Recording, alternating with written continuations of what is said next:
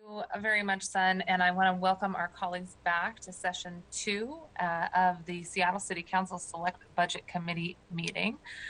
I want to recognize this is the second part of day 2, session 2, starting here at 2:01 p.m. This is we are coming back after being recessed. And again, just for the record, today's October 13th, 2021, and the Select Budget Committee will come back to order. The time is 2:01 p.m. Madam Clerk, could you please call the roll? Councilmember Juarez. Here.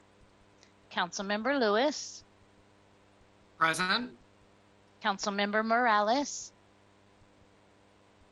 Councilmember Peterson. Here. Councilmember Sawant. Councilmember Strauss. Present. Councilmember Gonzalez. Here. Councilmember Herbold. Here. Chair Mosqueda. Present. 7 present. Thank you very much. Oh, Councilmember Morales, please go ahead. Hello. I think I missed roll call, so I'm here. 8 present. Thank you so much. And when our last council member shows up, we will make sure to note their presence as well. Colleagues, just before we begin our conversation here today on homelessness, I wanted to send a quick note of appreciation. Take a quick second for the chair's prerogative here to say thank you to Senator Murray. I just had the chance to participate in a press conference with her and members of Chief Seattle Club and Seattle Housing Authority, calling for the Build Back Better Act to be passed in Congress, calling for that to have deep investments in housing and homeless services investment, but specifically housing services so that we can create opportunities for folks to get stably housed and address the crisis of housing unaffordability and homelessness that plagues Seattle region, along with so many other cities across this country. I wanted to thank Senator Murray for her leadership, along with our Seattle delegation, for the work that they have done already in Congress to pass a few pieces of legislation early in the COVID crisis, our Emergency Relief Fund, and now the American Rescue Plan Act, which we're calling Clifford dollars here locally. We want to make sure that every dollar that has been allocated to the city and has been appropriated by the council and signed into law by the mayor is getting out the door swiftly. Again, thank you to Senator Murray for allocating 2 tranches of each totaling up to $160 million, in addition to the early emergency relief fund package that they passed in Congress. So much has been made of the discussions happening in DC about the need for investments in infrastructure and connecting our communities. Roads and bridges cannot happen if community cannot live in the communities that they work, live, and want to retire. We need to have homes. So I wanted to say a quick moment of thank you and appreciation to Senator Murray for all of the work that she and our congressional partners are doing to pass the Build Back Better Act. I also, in the same token, following up from our conversation this morning, see a deep sense of urgency to get clarification on the allocations that we had expected to go out the door in the summer of this year with the passage of the American Rescue Plan Act dollars through our local relief package known as the Seattle Rescue Plan, to see millions of dollars sitting not yet allocated and not yet encumbered even makes me very curious about how quickly we can get those dollars out the door and the potential implications that may have for our spending for next year. So I know central staff mentioned earlier that they'd be looking through that list, but we have strong federal partners who are fighting for funding specific to cities like Seattle, who have been at the forefront of experiencing population growth and rising income inequality and housing unaffordability. And this is part of the solution our congressional members have been making available for us. So let's act with good partnership and speed to get those dollars out the door. More information from our office and I believe central staff coming soon on ensuring follow through and implementation on those Seattle Rescue Plan Act dollars. Is there anything else for the good of the order? Okay, let's move on. Madam Clerk, could you please read into the record item number 3? Agenda item 3, homelessness response, for briefing and discussion. Thank you very much. Appreciate the opportunity to walk through this presentation with you, Jeff, and we will turn it over to Councilmember Lewis after you get a chance to walk through your initial slides. speaking of stark income inequality and the growth in income inequality in our city, just coming into City Hall, I saw an individual who was washing their clothes in our fountain outside. And I think that is a call for us to act with urgency to make sure people have a place to call home, a place to be safe and to be secure. And this was a reminder today of how much yet we still have to do to address that income inequality and deploy the resources that we've already spent. So looking forward to this presentation. And I saw you, Councilmember Lewis, really looking forward to getting clarity and direction about how all of the various moving parts here as we consider our proposed budget in front of us. With that, Jeff, let's take it away. Okay, thank you. For the record, Jeff Sims, Council Central staff, and I don't see them on screen yet, but I will be joined as we go through by Tracy Ratzliff and Brian Goodnight to cover sections that fall in their departments. So we can go to the next slide. This is an overview of the city's homelessness spending by department. We provide this every year. And what you'll see is that there's a big change in the Human Services Department. I'll talk about that in a moment. And then otherwise, the increases are primarily in Seattle Public Utilities, Parks and Recreation, and the Office of Housing. All the other departments are essentially unchanged. You'll also note, just so you can navigate this table more easily, there's an indented and italicized line noting the Clean City Initiative in SPU, Parks, and SDOT. And that's those amounts do not add into the total. So if there's any confusion along there, I hope that clarifies it. We want to make sure we were reflecting those because there's clear overlap with homelessness, but those are not always necessarily programs that are targeted towards homelessness services. Brian's especially going to address on that during his part of this presentation. Regarding the Human Services Department, primarily I wanted to point out it looks like a very substantial change, and I know that the executive touched on this when they presented the homelessness response as a department or a series of departments. Overall, if you look at this, it would look like a $34 million change. In fact, $25 million of that is actually just transfers. So that's a substantial part of the reduction you'd see right away. Primarily, it's money that would have been ultimately a pass-through to the city so we could manage some programs. We don't have to do that pass-through anymore because we have a regional authority that can just receive it. And then the transfer of the lead program to a different division. So it's not being counted in homelessness services where it was always kind of an awkward positioning anyway. And then also you'll remember, council members, that last year's budget had a lot of one-time funding, especially Emergency Solutions Grant COVID funding, which was $26 million, and some other one-time funds that were related to COVID and emergency services. So that's largely why you see such a big decrease, but it is offset. And I realized in preparing for this presentation a little bit afterwards, I probably should have just put this all into a table. There's a variety of increases that were already shared with you and have been touched on in other presentations. But given what I know has already been brought up, I wanted to make sure I highlight the funding sources for the various increases that are in the Human Services Department related to homelessness.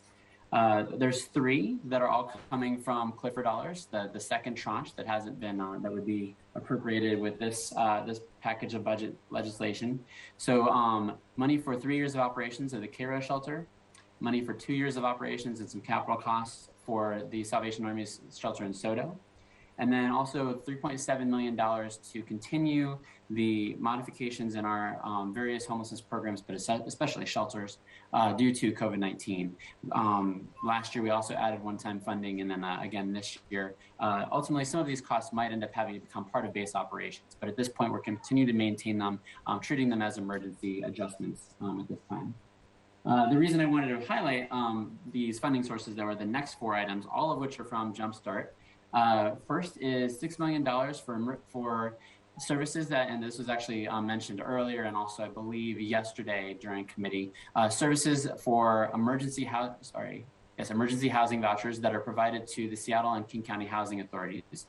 $2.4 million to operate the tiny home villages that we will be able to set up or start up using $2 million provided with state capital funds. Chair Mosqueda asked about this earlier and this morning, and I just wanted to make sure that was apparent. And then finally, $811,000 for administrative costs at the regional authority. That would be staffing and overhead. And then lastly, $100,000, and this is to provide ongoing funding for the lease for facilities for a transitional housing program that utilizes Seattle Housing Authority units. So those are overall the what's going on with the Human Services Department. It looks like it's a large drop.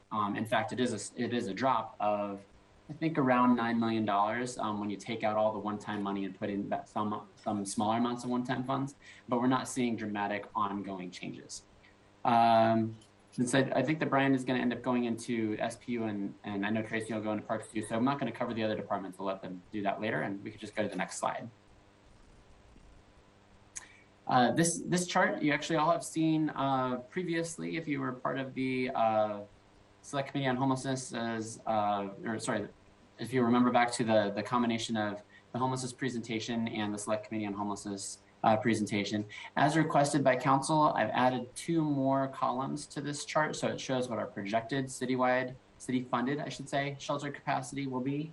You can see that we will continue to have one-time funding, a lot of which comes offline in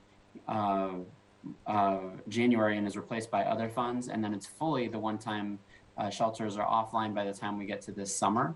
However, overall, our shelter capacity will have increased. You can see that there's base units plus a large number of tiny home village spaces that are shown in like a lightened gray color that will take our capacity above where it was pre-pandemic.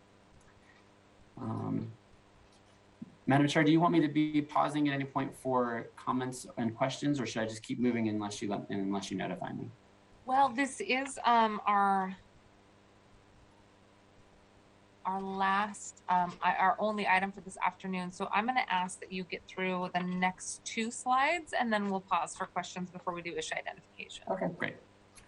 So we'll go to the next slide then.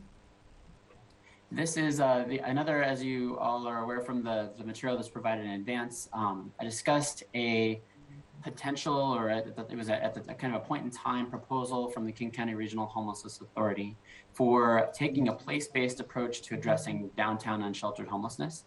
This was presented at the time in early September, and actually key aspects of this would have to change in order for it to somehow be put together in a current day strategy, as various commitments for some of these resources have been made. So utilizing, for example, some of the vacant shelter spaces that we would have are now being prioritized for other purposes, or other locations, I should say, things like that. And so there's a lot of moving pieces that have outdated this to some degree. But I felt it was important to highlight this for a few different reasons. First of all, because it's becoming an important conversation piece and part of the public dialogue, since the authority is discussing taking a place-based approach and focusing on downtown initially as a major first step. Also, because of the utilization of some of the items that I'm going to note later in issue ID, in accomplishing this strategy, I think it's important that we had the overall picture, so that when we then talk about the high acuity shelter and Pure Navigator network, all of you would have a clear understanding of how this would fit into some of the initial proposals from the authority. Briefly, I will run through what all 5 of these lines are, and then I think we'll move to Brian to discuss Seattle Public Utilities as background. The vacancies prioritized in downtown, that's our existing shelter programs. And we have turnover, especially enhanced shelters do a good job of moving people onto another stage into housing or permanent housing, or helping to reunite families, things like that. So vacancies occur throughout the year. Utilizing what at that point was the anticipated turnover and prioritizing that would have yielded 120 units. That's one of the most key areas that this plan is now outdated and would have to be revised.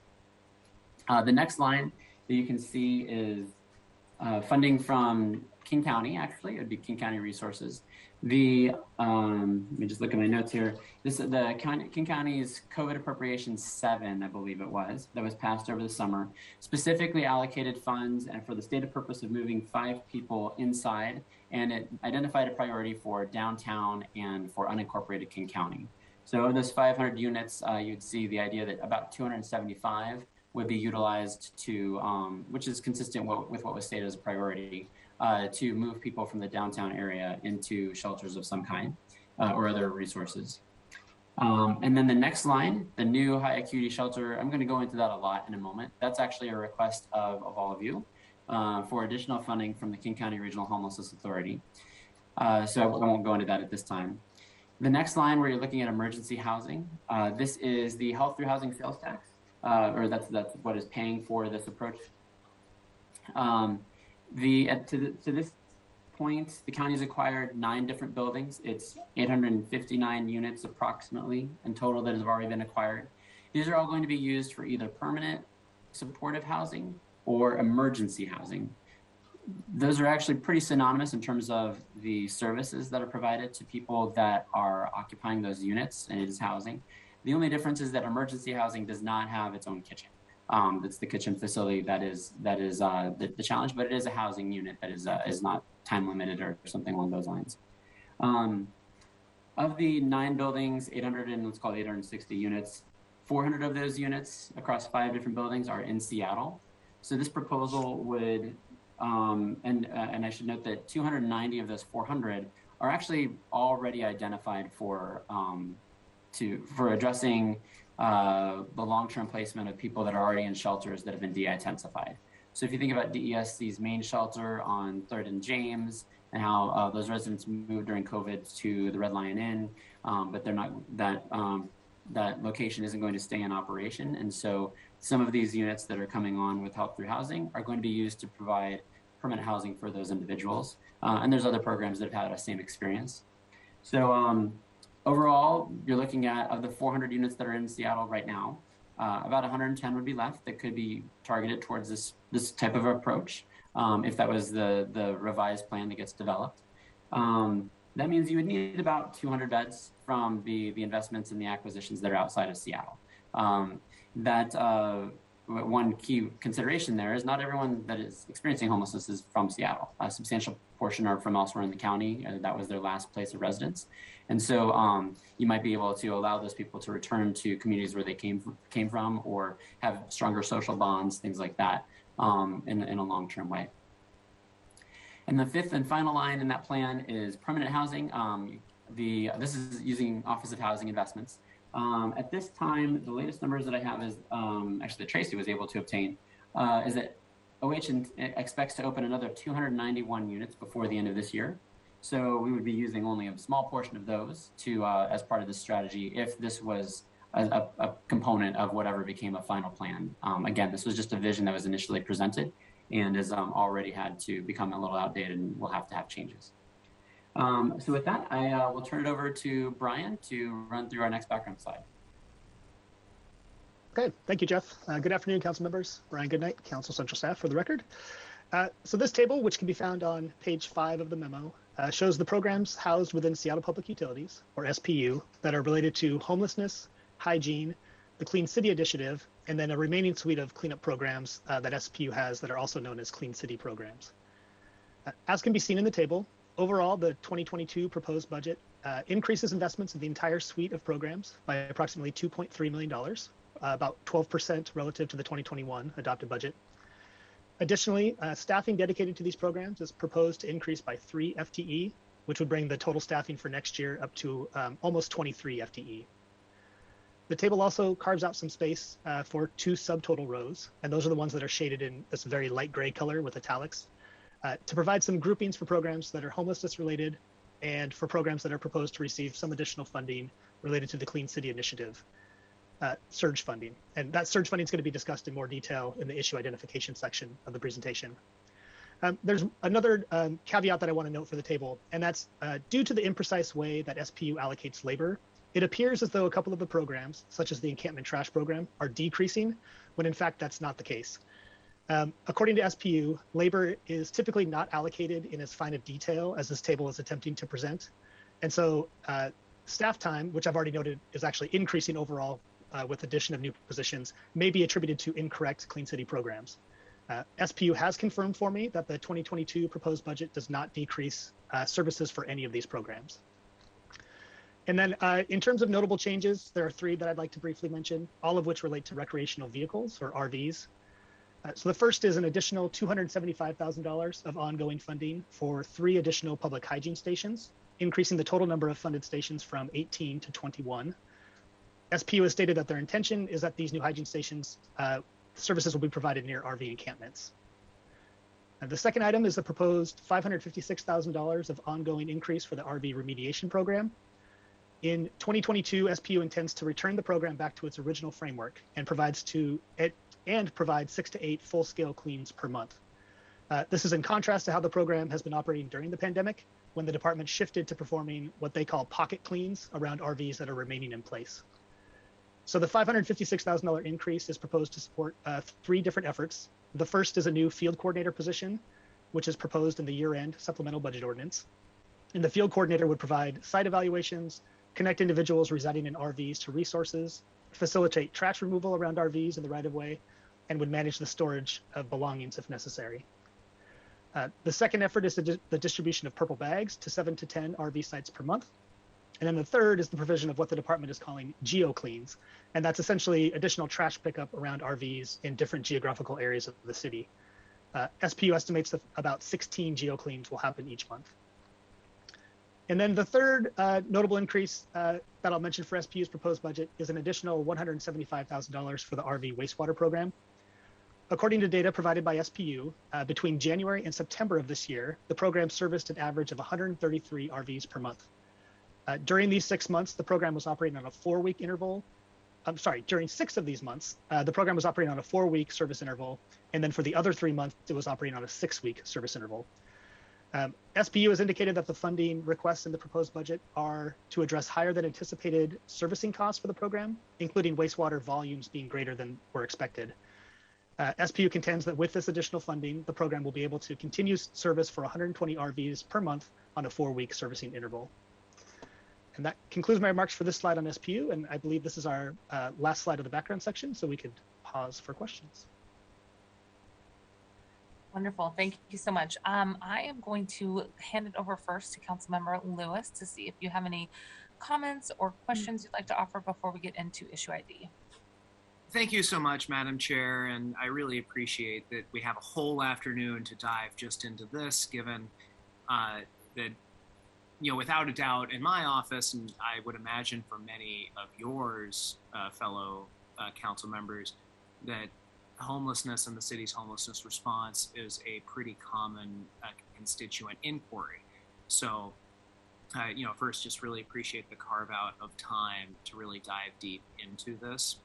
And Madam Chair, before I go any further, this is to ask questions both to Brian and to Jeff, comprehensive of the entire pitch here, right?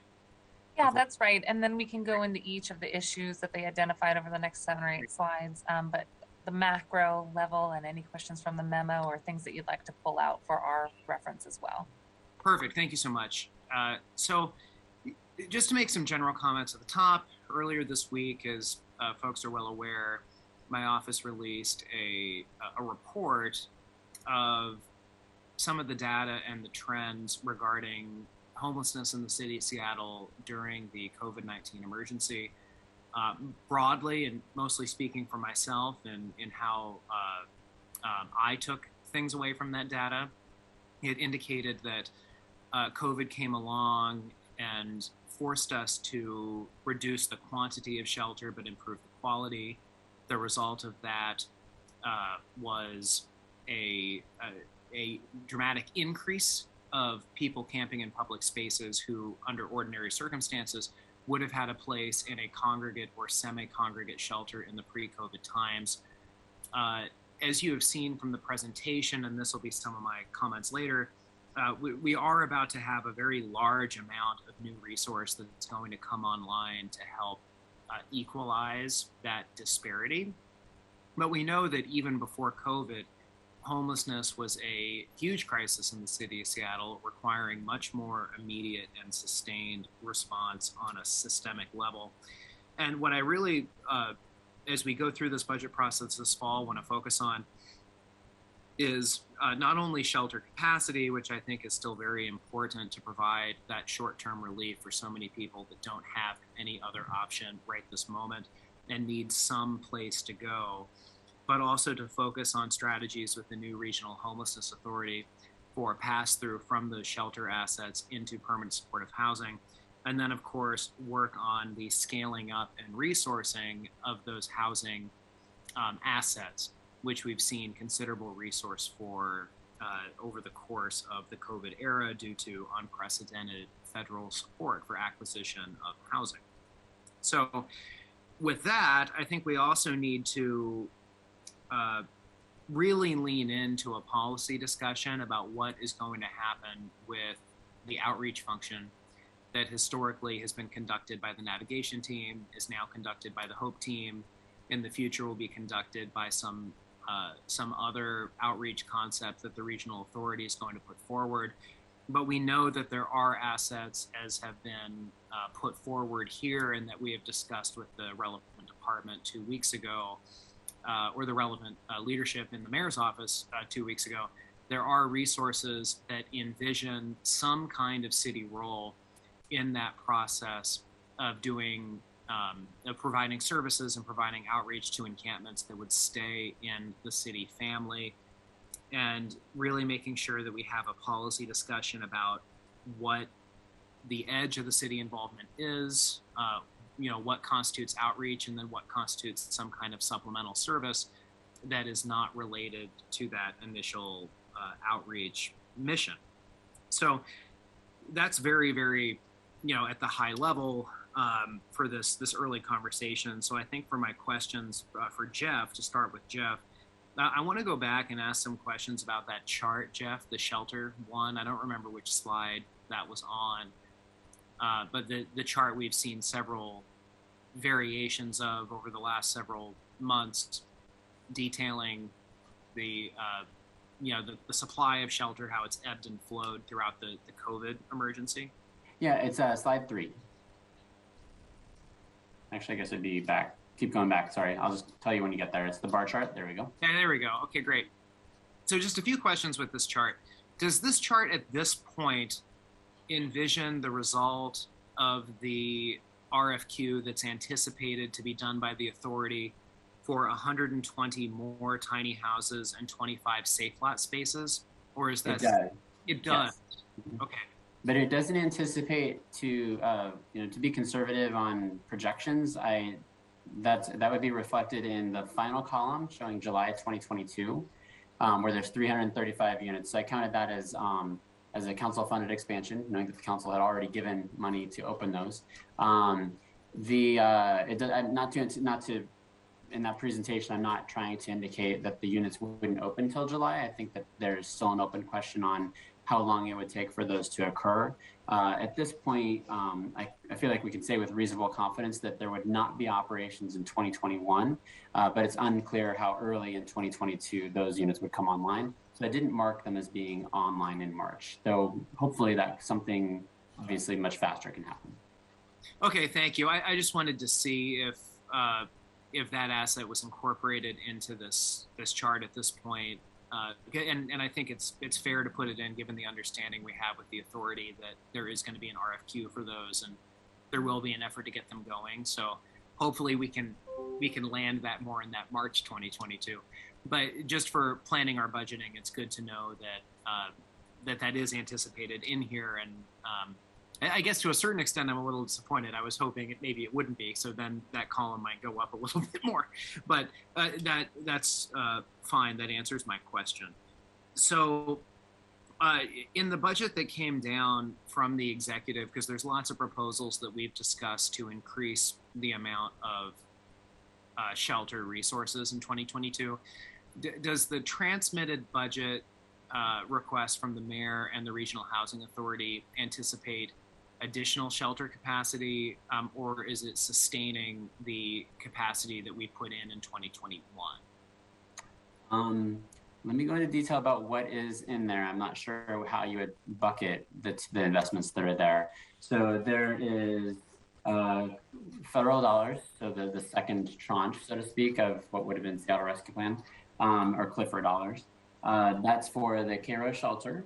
It provides 3 years of operations for the Cairo shelter.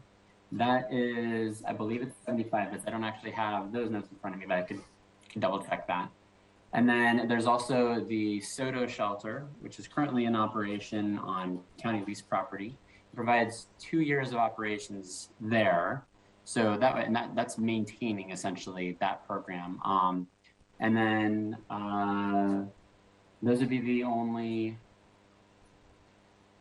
I'm just scanning to make sure I'm not forgetting something else. The Jumpstart funds that are used to operate on an ongoing basis, the three tiny home villages you just referred to.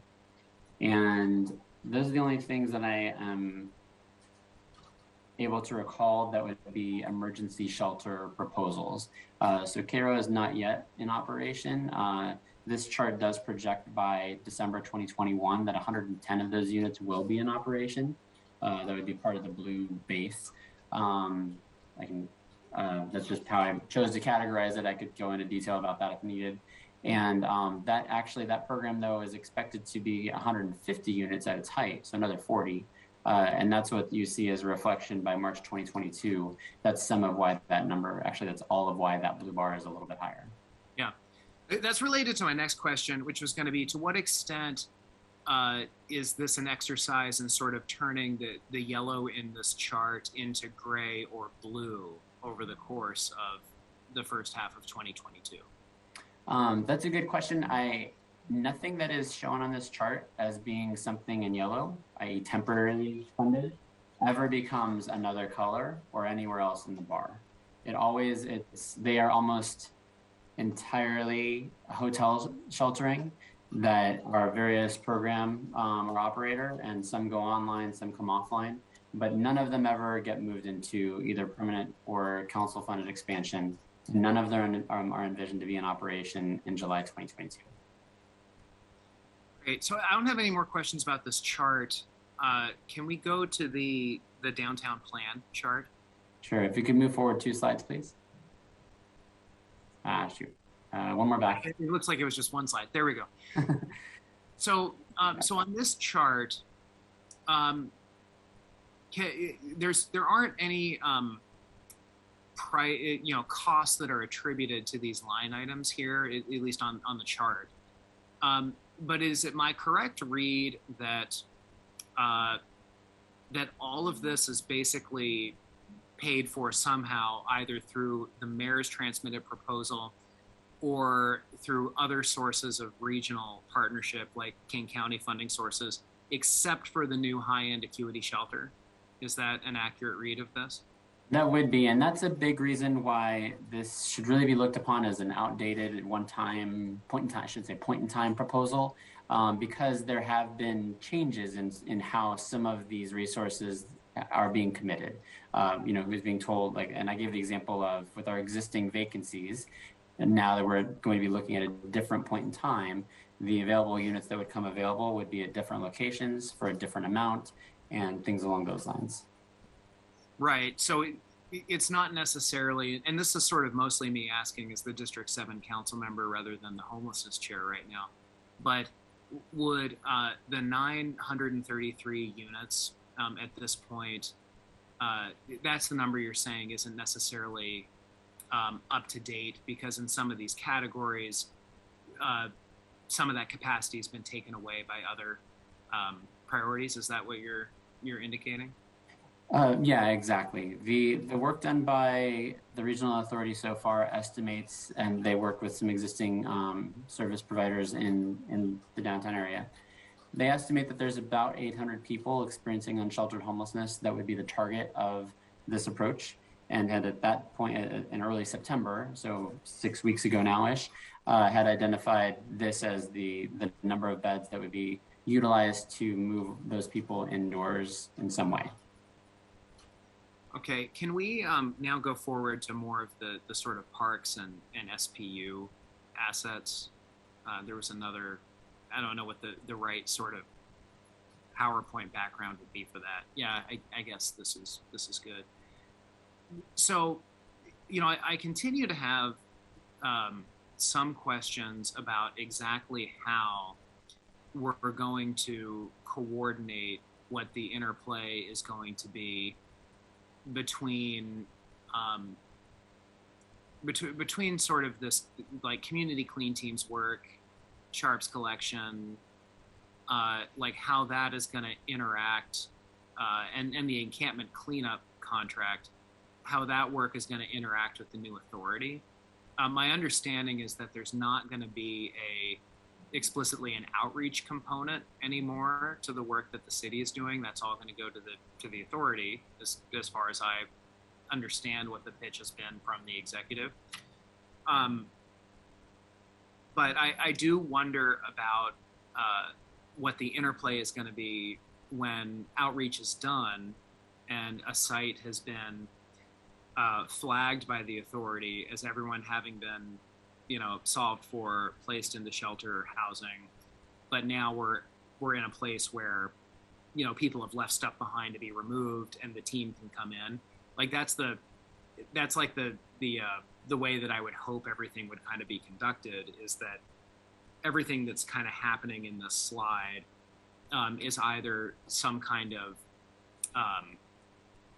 routine service that is provided to an encampment site, or it's a removal service of debris left behind after everybody has moved out of a site and there's not an interaction with the people that had been living there and the city crew that comes in to do it. So that we're moving to sort of a new way of doing this, where we don't merge enforcement and outreach in one team as we've sort of historically done. So I wonder if you could just go into a bit of your understanding of how these assets interplay with that, and what the vision is as we craft this budget of how this is going to work with the new authority, since this is all staying with us and not going to the authority. Yeah, absolutely. I'll start and then turn it over to Tracy to go into more detail about the additions that are in parks primarily. That's actually where the most substantial, the lion's share of the new additions are. So first, while you're correct, Councilmember, that the contracted homelessness outreach services that we currently have with around 10, I think it's a little bit more than 10 agencies, that those contracts will be moved to the regional authority. So the regional authority would oversee those. In addition, you would see all of our shelter contracts would move to the regional authority. However, there would still be outreach and service connection features retained at the city, because the HOPE team is retained in the mayor's proposed budget in HSD. And that 8-member team has 3 of the individuals on it are actually their duty or job description, I guess, is a system navigator. I think that many of you on the council, I know that you, Mr. Chair, or council member, are familiar with that. Those are the individuals that actually do connection to shelter resources. They under the new HOPE team, compared to how the navigation team worked, system when a location is determined by Parks or SDOT or a different department that it is a priority for removal, and a notification, a posting of that removal is made. The way that the HOPE team primarily coordinates, in addition to having been coordinating previously among providers and thinking about where to deploy or where might need extra attention, is to identify who is there, both the individuals that are residing there and the providers that have been going there. It's not uncommon. Many of these outreach providers have targeted focuses. So you might have people those who have criminal justice involvement might have one outreach provider that's going to them. People that are Native American might have a different provider that's going and working directly with them.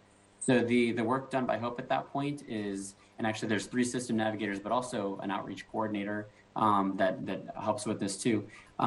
They identify who is there, what is known about the needs of those individuals, what agencies have been working there already to identify shelter vacancies for them, and what they're looking for, what their ongoing needs would be.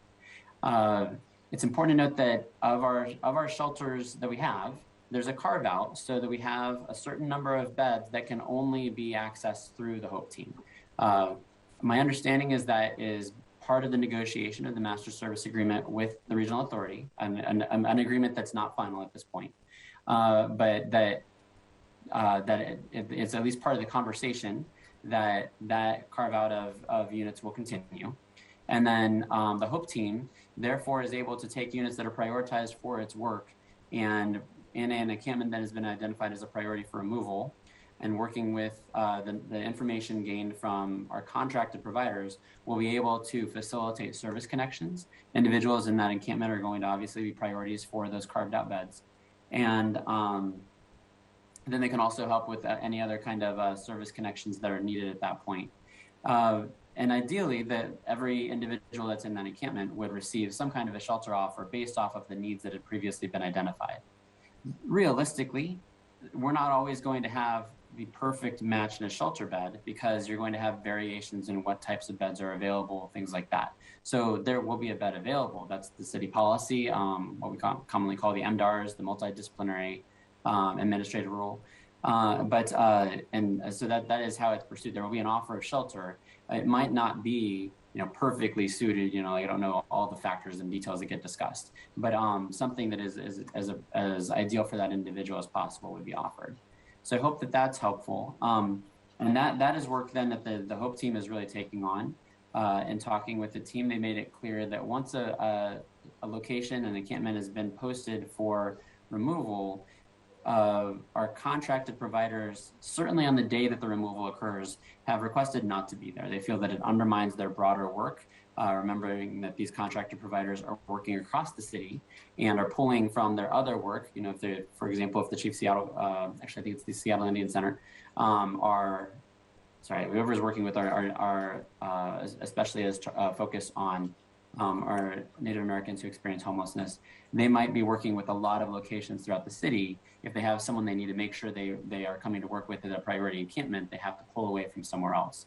So overall, then there's still work that's going on to get people connected and to make sure that by the day that removal occurs, that that individuals are placed. But for the most part, between that removal date and the posting date, the HOPE team is taking the primary role. The system navigators are doing most of the work of actual shelter referrals and connections.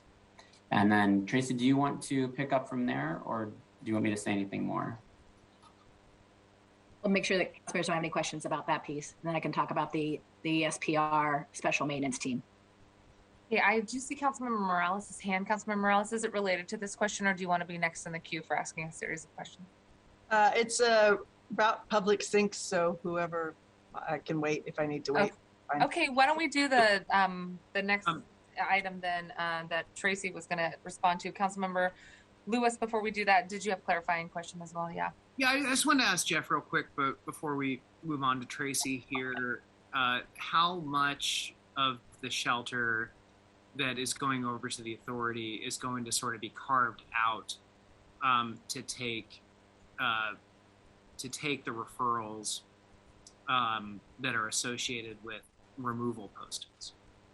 I don't believe that number is determined for what will happen beginning in 2022. As I said, it's something that is being discussed as part of the agreement between the city and the regional authority on how the authority will operate programs. I can go back. I do have the information over this last year, for example, how many beds were reserved. I don't recall it off the top of my head, though. I have to go back and look that up, so I can get it to you. All right, thank you. I have a set of questions as well, but Councilmember Lewis, did you ask a question specific on the Seattle Public Utilities piece that you can remind us of as we hand it over to Tracy? Well, my question was mostly related to the interaction between outreach and enforcement. So I didn't really drill down into the hygiene assets specifically yet. So I'm happy to defer to you on that. Okay, great. Let's take those questions and overview. Tracy, if you had anything else to add to the questions that have been asked, and then we'll go to Councilmember Morales, and then I'll ask a quick set of questions before we do HID.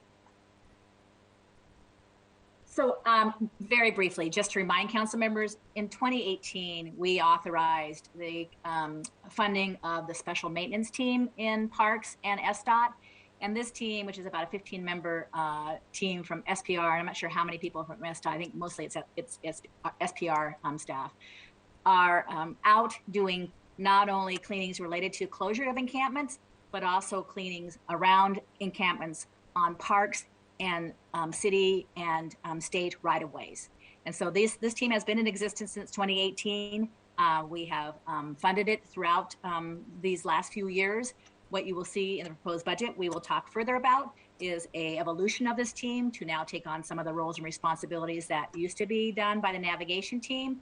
But this is a team that has been in existence, exists today, and does both cleans that happen coordinating with closures, but also cleaning that's happening out at unsanctioned encampments that are on parks and right away to try to deal with the accumulation of garbage and litter and some of the public health safety issues around that, needle collection and things like that. Okay, great. And I was just reminded as well that these conversations, both regarding HOPE and referrals and cleaning and SPU's role, do relate to the first item on our issue identification. So perhaps, Councilmember Morales, if your question is about any of the context in the earlier part of the memo, I'm happy to take those now, and then we can do quick overview on issue identification number 1 to get into some more details. So I didn't want to preempt your question. I just wanted to drill down to see if it were related to issue ID number 1 instead. Well, no, what I'm really interested in is whether this public sinks in 2022 is a carryover or if this is additional funding, and would love to get a little bit of a status update there. Yeah, Councilmember Morales, I'm happy to answer that question. It's new money. So the $100,000 in 2021, as you know, was the grant was released and 2 different entities received the funding. SPU will work with those entities to carry forward that 2021 money if it's still outstanding, which I believe there will be some. There is an additional $100,000 in 2022. So this is, in addition, so $200,000 total over the 2 years. SPU is planning to complete an internal evaluation of the program and have it completed by the second quarter of next year. So I think in terms of what will happen next with the money, it'll be dependent upon what they come back with that evaluation. But it is a new allocation of money. Appreciate that. And then if I could just make one comment about the HOPE team, what I will say about this is that I would love to see this program function the way it was spelled out in the CBA last year, which was for the HOPE program and the folks who are part of that to serve in a support role for a provider-led system. That is not what they're doing now. That's not the way it ended up getting implemented. And I think, several council members, service providers, Deputy Mayor Sixkiller all came to an agreement about how this team would function within HSD. That's not what we're seeing. So I just want to be really clear that what we intended and what actually happened are 2 very different things. Thank you. Good reminder. Councilmember Herbold, questions or comments on the first 6 pages of the memo here? Yes, thank you. And I, if this question was already asked and answered, I apologize. I had to step away for a quick second. About the hygiene trailers, often these are mobile vehicles that, even though they're mobile, they are not designed to rotate among multiple locations. They go to a place, they plug into the water system, and they pretty much stay in one location. There are other types of hygiene trailers that are engineered and designed to be able to sort of rotate on a schedule. The reason why I ask is Camp Second Chance has been operating for nearly 6 years without reliable hygiene services. And I don't need a hygiene trailer dedicated for Camp Second Chance, but I need to know that hygiene services are going there. And so I really need to understand what SPU's idea is for this, the purchase of this particular facility. When we funded the hygiene trailers a few years ago as part of the Everybody Poops campaign led by Real Change and Pearl Jam, and we had all of those wonderful support. What we thought we were funding was a hygiene trailer that would be mobile and move around. That is not what we ended up getting. And I think there is some real utility of putting a vehicle like this on a schedule and being able to go to multiple places over the course of a week. Thank you, Councilmember Herbold. I can respond back with what at least SPU has told me their intention is. So the 2 trailers that they purchased, they've just acquired them this month, actually taken hold of them, are mobile trailers, from my understanding. They can be moved around to locations, and that they're perfectly capable, and they were custom designed for SPU. One of the trailers has been operating kind of statically, right, at King Street Station. They have told me that they still intend for one to operate statically, whether it's at King Street Station or somewhere else. They also have mentioned a location on Roy Street, I believe it was. So their intention is to have one that operates effectively in static. The other one has been operating 7 days a week at University Heights. Their intention, they said they're evaluating additional sites right now. So they hope to have 1 to 2 more sites that it will rotate with. So there'd be a total of 3 sites that the second trailer would be moving around to. They said that the evaluations are being done right now with the city's interdepartmental team. So that's the information that I have now.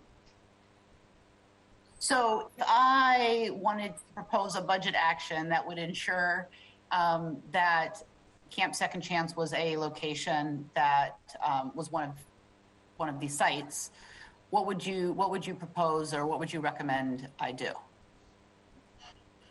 I mean, I guess we could obviously start talking to SPU about what their plans are now to see if it's already on their location list. I mean, ultimately, the council could proviso funds in SPU's budget to ensure that it's delivering the services that the council wants it to deliver. Mm-hmm. Yeah. Thank you. We'll be following up. Appreciate it. Thank you so much. I appreciate it. I am not seeing additional hands, so I'm going to jump in with a few questions before we get to issue ID. And I think it's important if we look at the information. I guess your bar chart maybe shows it best. Jeff, thanks again for your memo. I do want to say how much appreciation we have for the central staff and the detailed memos. Chart 1 here is really the outcome of the information that's provided on the bottom of page 2 in the memo. And I think it's imperative that we call attention to the fact that reductions in beds over the time, that from the scaling down of COVID-induced reductions in beds available, does not equal the same type of bed that is potentially being opened up, right? And I think your memo calls this out well by saying, A, we're not going to see the same level of permanent shelter capacity returning to what it was at pre-pandemic levels. I think it says that clearly. But I also think it's important to note that these are not necessarily the same type of services offered to these beds. If I'm wrong, please correct me. But for example, we saw from DESC over 500 beds that were operational prior to the pandemic for high acute mental health, behavioral health needs. We saw the city scale down those services to about 98 beds, some of which were offered in like around 100, 150 were offered in bed locations outside of the city in King County, but we're not seeing the same number of high acute behavioral health, mental health beds opening up in the post-pandemic world. So the numbers may be scaling back upwards. They're not going to scale to pre-pandemic levels. And I think it's important to ask, maybe get clarification, that these are not exactly the same type of services, are they? You're correct, Councilmember. They wouldn't exactly be the type of services that the example you gave was DESC's shelter. DESC especially focuses on serving people with mental health and behavioral health illnesses. And so some of these programs, for example, like the parts that are shown in gray here, are not equipped to, those are tiny home villages. And for the most part, we have not funded those in a way that would have that high level of service, like what you'd see at like a navigation center, something like that. I do understand that with the 3 villages that are coming online right now, so just because we keep talking in threes, I'll be clear about which ones, Rosie's Village, Friendship Heights, and the expansion of Inner Bay Village, that at least with one, but likely with more than one, HSD is actually funding a higher level of services than what would have historically been the norm for a tiny home village, so that there's a greater level of behavioral health expertise to support those residents.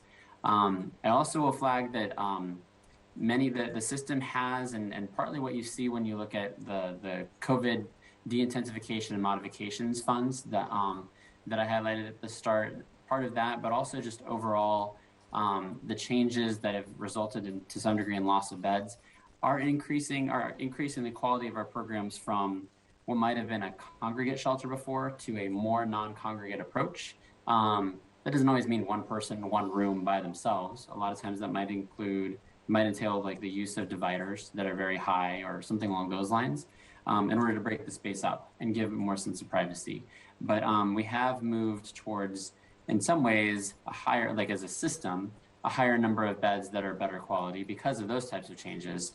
But in the specific example you gave of, are we always adding a bed that is capable of serving high need individuals with that same level of services? Probably not.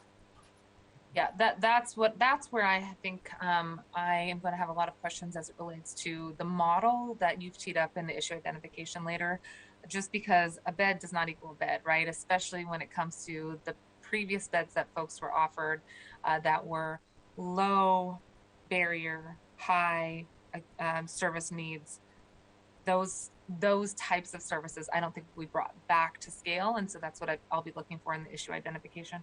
I do agree that it's been a opportunity for us to move away from mats on the floor shelter options so that folks line up at night and line up in the morning to leave. No, we've been saying for a long time that model didn't work. So in some ways we've been able to accelerate more non-congregate shelter options because of COVID, but I'm extremely concerned about these high acuity needs folks.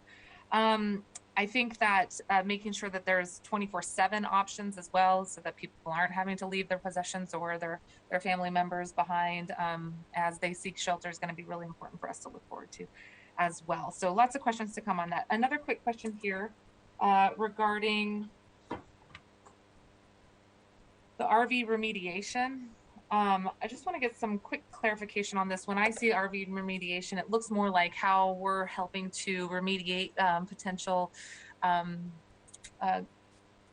waste or garbage in the area. Is RV remediation, and this line right here, does it include any of the funding that we have already allocated and have been asking the executive to implement regarding creating safe lots and the RV storage? I see from the materials again that were sent down from the city budget's office this morning that zero of the $500,000 that was allocated has been spent to create the safe lot for RVs. I am hopeful that we'll see some progress on that early next year if that's still in the works. And I don't see on this list where we're at with spending the RV storage funding that Councilmember Herbold led on. Is that part of RV remediation? No, it is not. The funds that you're referring to, Madam Chair, are, as you said, they're not expended at this time. It was $500,000 Seattle Rescue Plan funds. And at least currently, this obviously could always be subject to change. I mentioned how, I believe I said it this morning, but the regional authority is going to be taking on the work to issue an RFP for 3 new tiny home villages and getting all that to work. Similarly, the regional authority has agreed to take the $500,000 that was provided in the Seattle Rescue Plan and begin issuing those funds and taking on some kind of services for people who are residing in RVs. And that is wholly different from the type of activities that Brian was describing as RV remediation, which is much more focused on the impacts to our, well, I should let Brian chime in on this, but I've been out there with them too. It's focused more on trash and wastewater and the contamination of water sources, things like that. Whereas the activities that the council, you actually led that ad, and so I'm sure you're well versed in this, but just for everyone's awareness, was focused more on providing places for those people who are in RVs to either park permanently and not have to be worried about moving, or ideally move into other kinds of shelter, hence the discussion of providing storage for an RV, things like that. Wonderful. And I thank you for the reminder about the RV safe lot and the commitment there from the Regional Homelessness Authority. I wasn't quite sure where that had landed. So the 3 tiny house villages using the state's $2 million that Councilmember Lewis was a strong advocate of, plus the $400,000 that the council passed for the operation. That is something we talked about this morning, moving over great. And that there's an RV RFP that will go out. That is progress. Thank you. Councilmember Herbold. Thank you. As it relates not to the RV safe lots, but to the idea of a storage lot for people who are no longer living in their RV, either because they have accepted other housing, but they're not ready to give up their RV yet, and they want that security that it's being held somewhere. There's also some question of RVs that may be impounded under the resumption of the enforcement of the 72-hour rule, although we know that we have been told, I shouldn't say we know, we have been told by SDOT that they do not intend to use it to impound the RVs of people who are living in the RVs unless those RVs have a public health order associated with them, and it's not really clear to me how they define that. But in those cases, that is another example where an RV might be impounded and need to have a place to go instead of being taken to Lincoln Towing and being auctioned. So those are like two different, I think, distinct examples of the potential purpose for a storage lot. So we several of us received an email from Deputy Director Colby yesterday, where she writes, in regards to our question about the resumption of the 72-hour parking rule, she writes, our contract staff will be working with the Scofflaw University Heights contractor to identify flexible funds that could be used for property storage. That contract, funded by the council budget ad, ends this year. Thus, the storage paid through the contract will be time limited. What are they referring to when they say property storage? Are we talking about the same thing, or is this different? I actually can't say with certainty that I know. I could read it both ways, that the RV could be included in the term property, or we could be talking about the things that an individual has stored in the RV that is the property. So I have to clarify with HSD on that. Okay. Yeah, I just want to take this opportunity. I don't know that it's necessarily a budget issue, but I want to take this opportunity to flag my concern that with the resumption of the 72-hour enforcement of the 72-hour notice, even with very narrow use of the enforcement power on vehicles that are occupied by residents, if the end of the enforcement results in a vehicle going, or an RV going to be auctioned, I remain concerned that we will continue to trigger the Homestead Act protections. And for that reason, we might want to expedite our efforts to have RVs that are impounded go to a different place other than Lincoln Towing to be auctioned.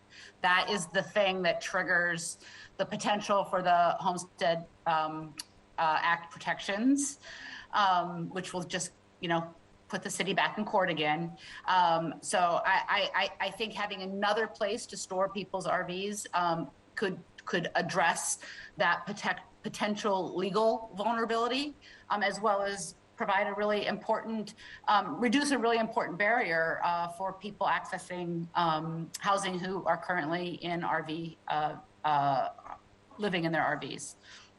I know I talk about this all the time. This is just a little bit of a new, I think, twist than what I've talked about before, because I'm adding the complexity associated with the resumption of the enforcement of the 72-hour notice. Thank you, Councilmember Herbold.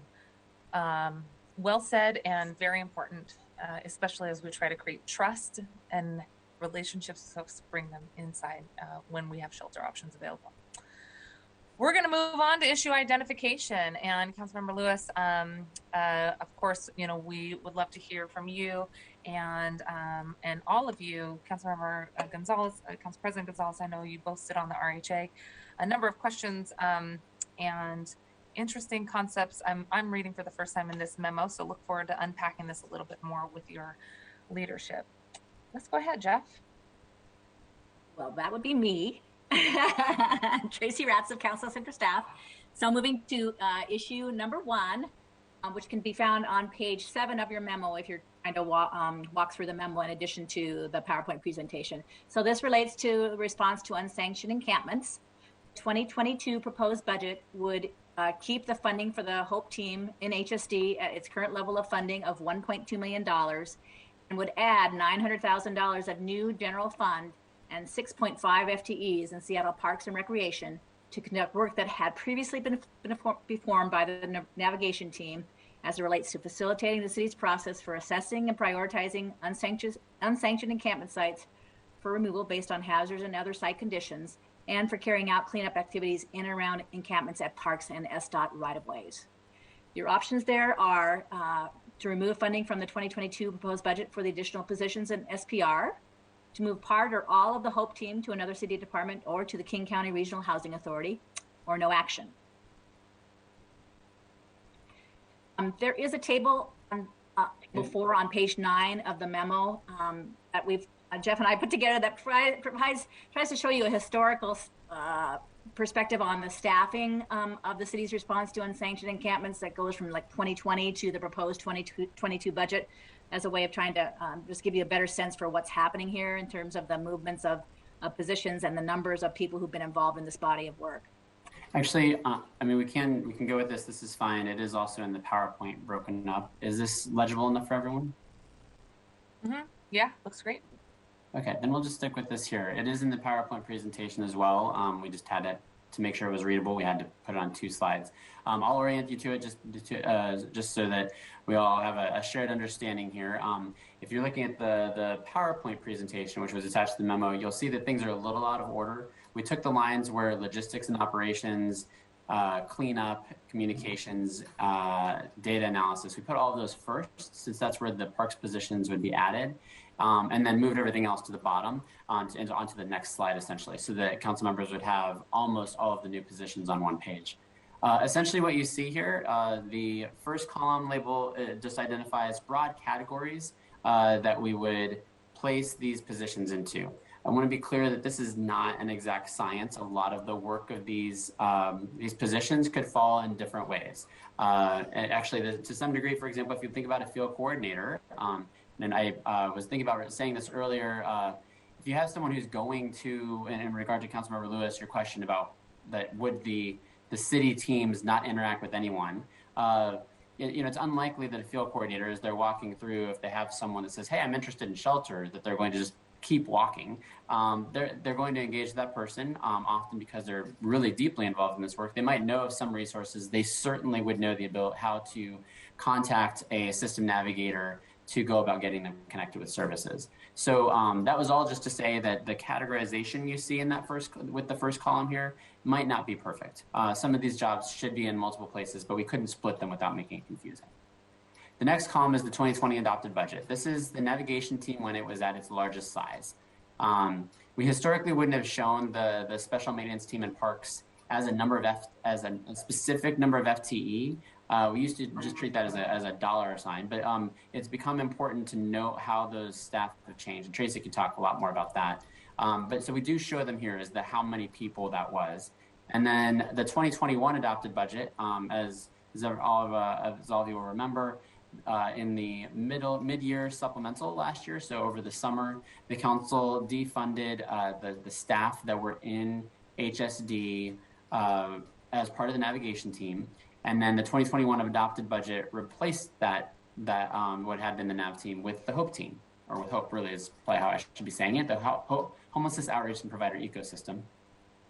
There were 8 FTE associated with that in HSD. That's basically what you can see here. And I'll let Tracy, she's going to go into the parks positions and why you see some overlap already in 2021 with those. And then the last column, though, just so we can all navigate it, is what is proposed in the 2022 budget. It doesn't stand out as well here, but we did put in bold and italics all of the positions that are the newly proposed positions in the 2022 proposed budget. Tracy, I'll turn to you.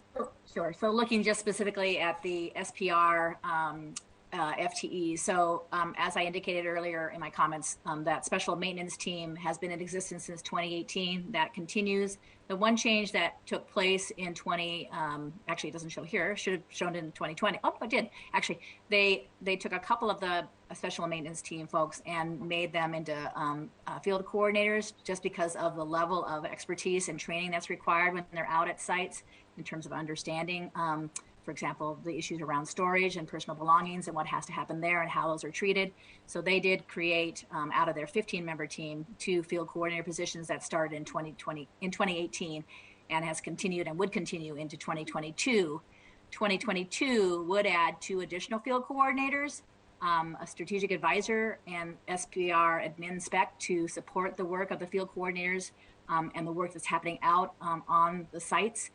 Again, whether those are sites that are in fact in line for a closure, or whether there is in fact ongoing assessment that's done by the field coordinators of encampment sites, regardless of whether they're on a closure list or not, to make sure that litter and garbage issues and public safety issues are being addressed, and that there aren't issues erupting there that need to be addressed.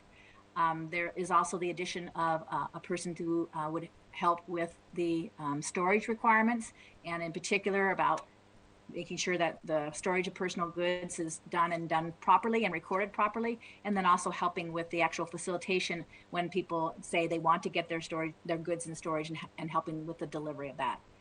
And then the final 2 positions, one is a half-time communications strategic advisor, and this is somebody who would be helping to deal with apparently the myriad of emails and calls that come to the Parks Department about encampments, even now with them taking on some of the role on an interim basis in 2021 related to encampments, and that can be from citizens, from the press, from council members and other elected officials, is what we're told.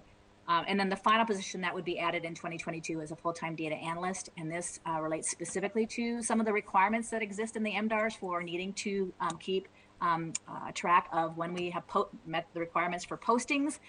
Again, requirements around storage and keeping track of storage and how that happens for clients and residents of the encampments, or former residents of the encampment.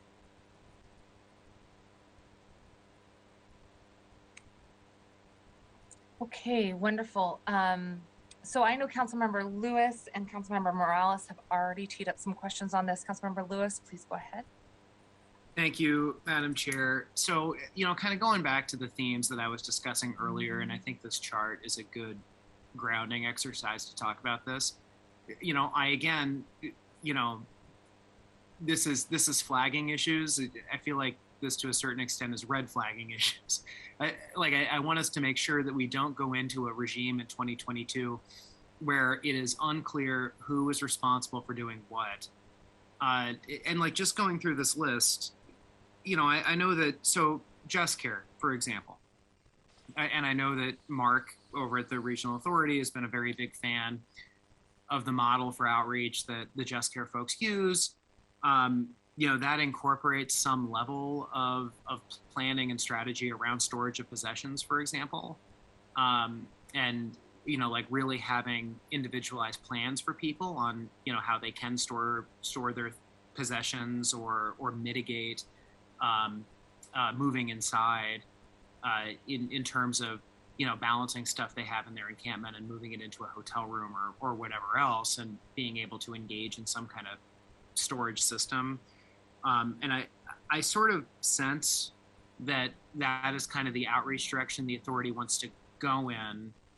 And so I just wonder, as we go forward, the extent to which some of the things that we've historically, obviously if something gets removed and there's someone who is not at an encampment site, obviously we need to make sure that stuff is properly, stored and not thrown away.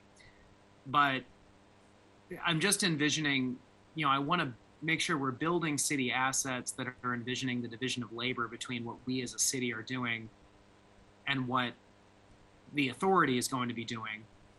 And the build out that we've been presented for 2022 seems to envision a fairly similar approach in the world where the authority exists here.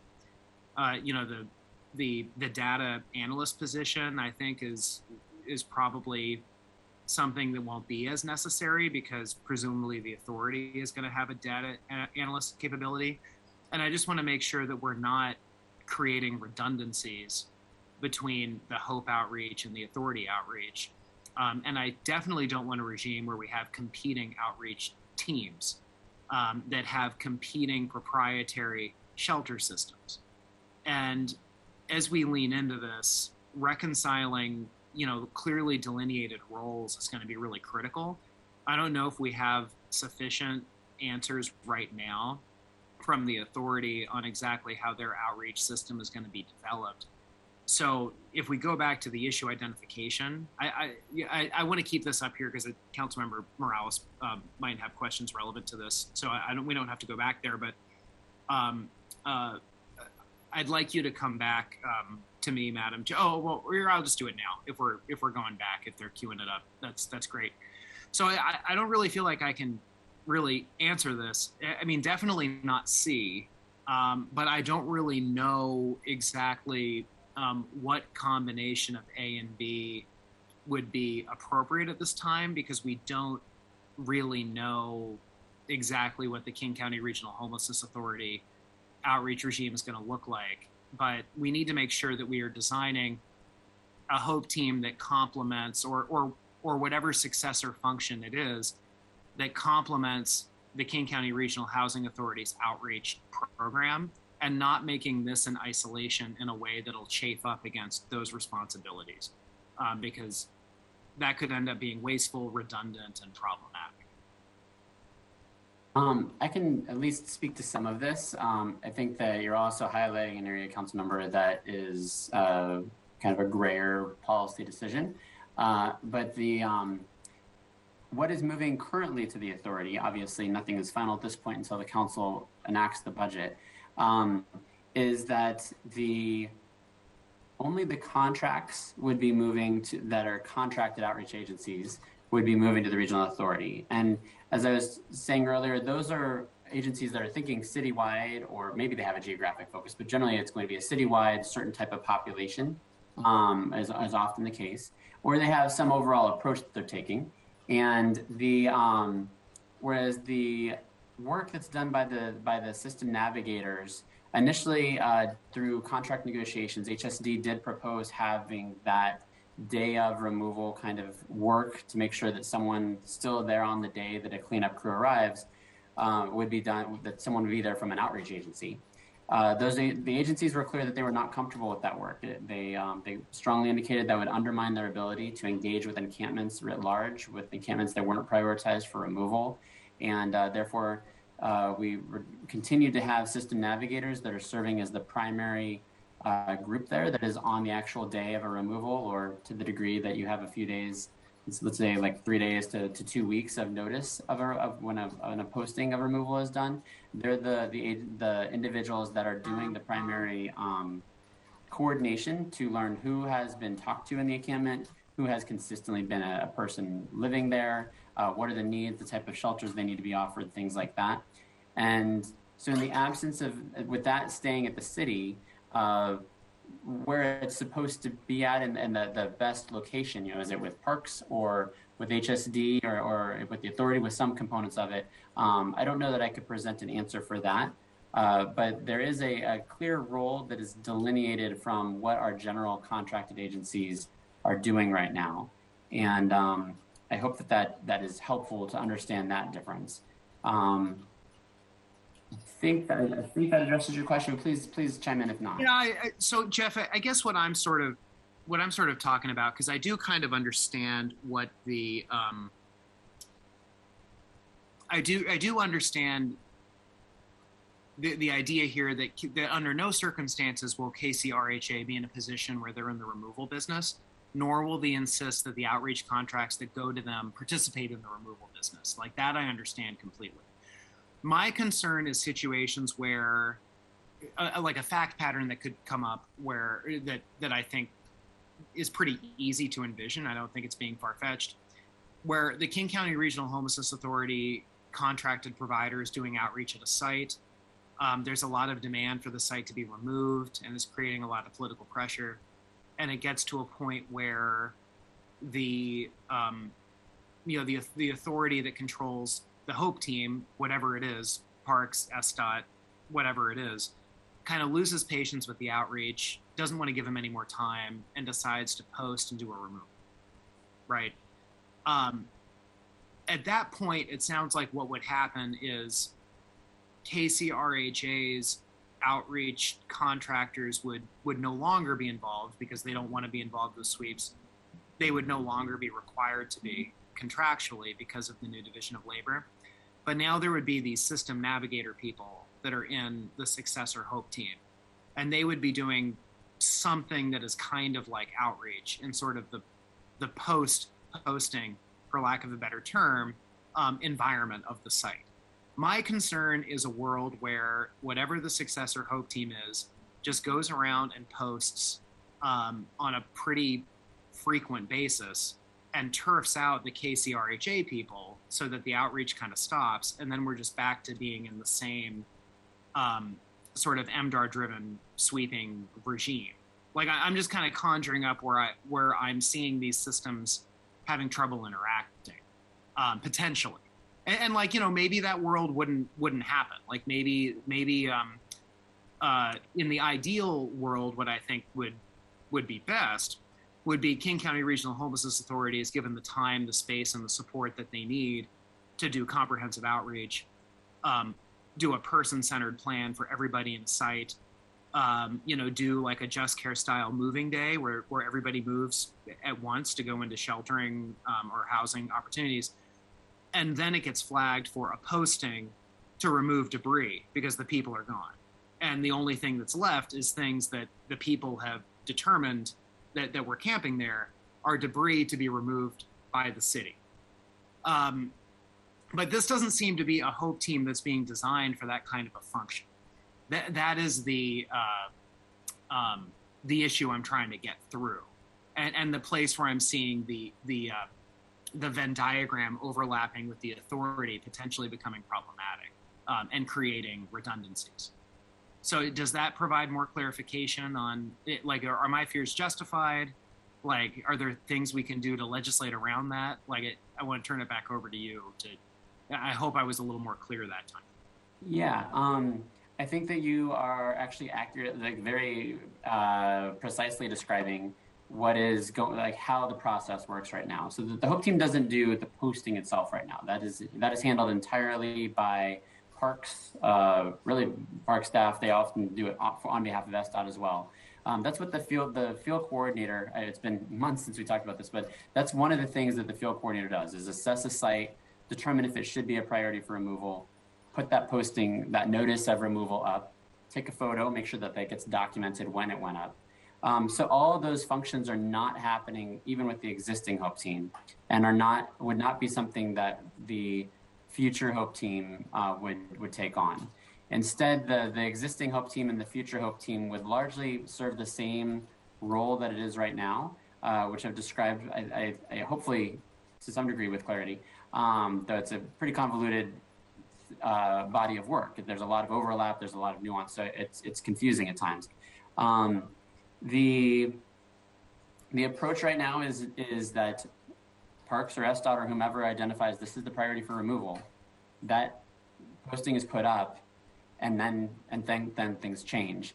And the model that you're describing, where a place has been identified for removal and there's an intentional decision not to post that removal notice, but instead to have a focus all collapse upon that location and make sure that people are moved out of that location. And then once that work is signaled as complete by contracted outreach providers, and then the team comes in and does the clean, that would certainly be a change in the staging of how we do our process right now. I think all these, I don't know the degree to which that budget legislation could accomplish. I think it would likely need to be standalone legislation in order to accomplish that legislatively, that change in approach. But that is certainly something, just as there's the MDARs exist currently as administrative rules, there's no reason that could not be enacted by the council to define a different set of staging and process. Right. Thank you for clarifying that for me, Jeff. I mean, I think I just want to signal almost a like an option D here. I think we need to learn a little bit more about the King County Regional Homelessness Authority's outreach plans, and then I would like to build whatever the residual city response is around how King County Regional Homelessness Authority is going to operationalize their outreach and really design it in such a way where we incentivize collaborative and results-oriented collaboration that minimizes displacement. I mean, ideally eliminates displacement, because I don't want to have a system where we are continuing to solve for one encampment location and it just displaces the people camping to another place that creates new problems in that community, while at the same time not doing anything for the people who are unhoused. And I think we have a unique opportunity to do that with all the resources coming online and the new energy from the King County Regional Homelessness Authority. I also want to flag that, we don't talk a lot about this publicly, but one of the issues of why it's been harder to stand up more shelters, there's a lot of providers that won't set up a sheltering resource if the referrals are coming from something that they deem to be a sweep. And I know we have a lot of shelter provider capacity issues, but part of it is, I've had these conversations, I'm not going to say who they are here publicly, with providers who have said, we're not going to do anything where we take sweep referrals. Sorry. Like, we're not going to respond to RFQs. So, this has really struck at me as a very big structural issue in our response that makes it harder for us to stand up more shelter capacity, makes it harder to, have a policy that minimizes displacement. And I think that, I don't want to, when we're deciding where to allocate limited resources and we're about to discuss some other very resource intensive ads, I want us to look at everything we can to make sure we're not creating redundancies and that we're actually creating things that will actually get people off the street and inside, and in so doing, reduce the amount of encampments. Thank you, Councilmember Lewis. Well said. And did I hear somebody else come off mute? Tracy, did I interrupt you? No. Okay. That's well said. Councilmember Morales, was there anything else you'd like to add in terms of questions? Well, I just want to reiterate the point and maybe put a slightly different spin on the last comment Councilmember Lewis made, which is that it's absolutely true that providers don't want to be taking referrals from the city. Navigation, there shouldn't be a navigation team, for one thing, and the city's cleaning crews making referrals to services is a completely inappropriate role, right? The reason we set up the HOPE team was so that there would be a relationship there with providers, and that providers would be the ones making referrals for folks who are experiencing homelessness. And I think this idea of replacing the work that the navigation team had been doing is just fundamentally flawed. And I will say right now, I think we should be advocating for option A, which is that we don't fund those positions, because we have a lot of work to do to figure out how to make this a more compassionate system than what exists right now. And I do agree that we probably need to learn a little bit more about what the outreach plan is from the new authority. Thank you very much. I know that on the slide it said issue identification 1 of 7, but we actually only have 4 issues to identify here. It was just slides that had been carried out to show the issue and then the possible options. So we have 3 more issues to go through. I did want to just ask a quick question related to the role of the outreach providers, specifically the partnership that we have cultivated and grown with LEAD and REACH. I didn't get a chance to ask this at the very beginning, but I do see, the 2021 adopted budget, $6.3 million for LEAD, for example. And then you don't see that in the 2022 proposed budget. It shows nothing. Can you remind me, is that because it's dollars that are going to King County, as we had hoped that they would for the Just Care program, or where is our partnership and investments with LEAD and REACH in the 2022 proposed budget as transmitted by the mayor? Sure. So the LEAD program, which has rebranded itself as Let Everyone Advance with Dignity, was formerly Law Enforcement Assisted Diversion. That is being transferred to, so there might be, it might actually be just looking for a certain acronym instead of a different one. But that is being moved to the Youth and Family Empowerment, to the Safe and Stable Communities Division in HSD. So that's actually one of the transfers that I referred to right at the get-go of this presentation that you don't see it listed here in Homelessness Services. That happens to have been the division where it was placed previously, but now that we have a more suitable division, it's being moved there. In terms of, however, as you properly note, that the Just Care approach is different in a lot of ways from what LEAD is. It happens to also be spearheaded by the Public Defender Association, which I believe is also renaming itself. I can't think of what PDA has rebranded itself as. So the council has provided funds in two different ways for that program. One of which was to start services. Indeed, it has come online already for 89 beds and is wholly city funded. And those beds will come offline in, I believe, June of 2022. And then separately, the Seattle Rescue Plan provided $7.5 million to combine with the county for Just Care, and this was a 150-bed allotment. The county had already been funding that contract and was seeking our collaboration to maintain it. That award has been made. They did an RFP. They made that award to PDA and its partners. It's a collaboration with Asian Counseling Referral Services and REACH. And so Just Care received those funds, and that has been continuing to operate and is expected to halt services in June of 2022 as well, I believe, on June 30th. What has happened so far is you won't see any drawdown of the funds in the report that you referred to that we received this morning on Seattle Rescue Plan funds. Those funds are encumbered, or what should be considered encumbered. There is a contract in place. It just happens that for whatever reason, the county's funds are what we were drawing down first for the first 6 months. And then from January 1st to June 30th next year is when we're going to draw down the HSD funds. Okay, thanks. And I did see a reference to the shelter programs at Kings Inn and Executive Pacific Hotel expected to cease operations January 31st, 2020, reducing temporary capacity by 197 units. On the bottom of page 2, however, on January 1st, the city will begin to support the 150 beds through Just Cares. Is that okay? Is that what you're referencing? Exactly, yes.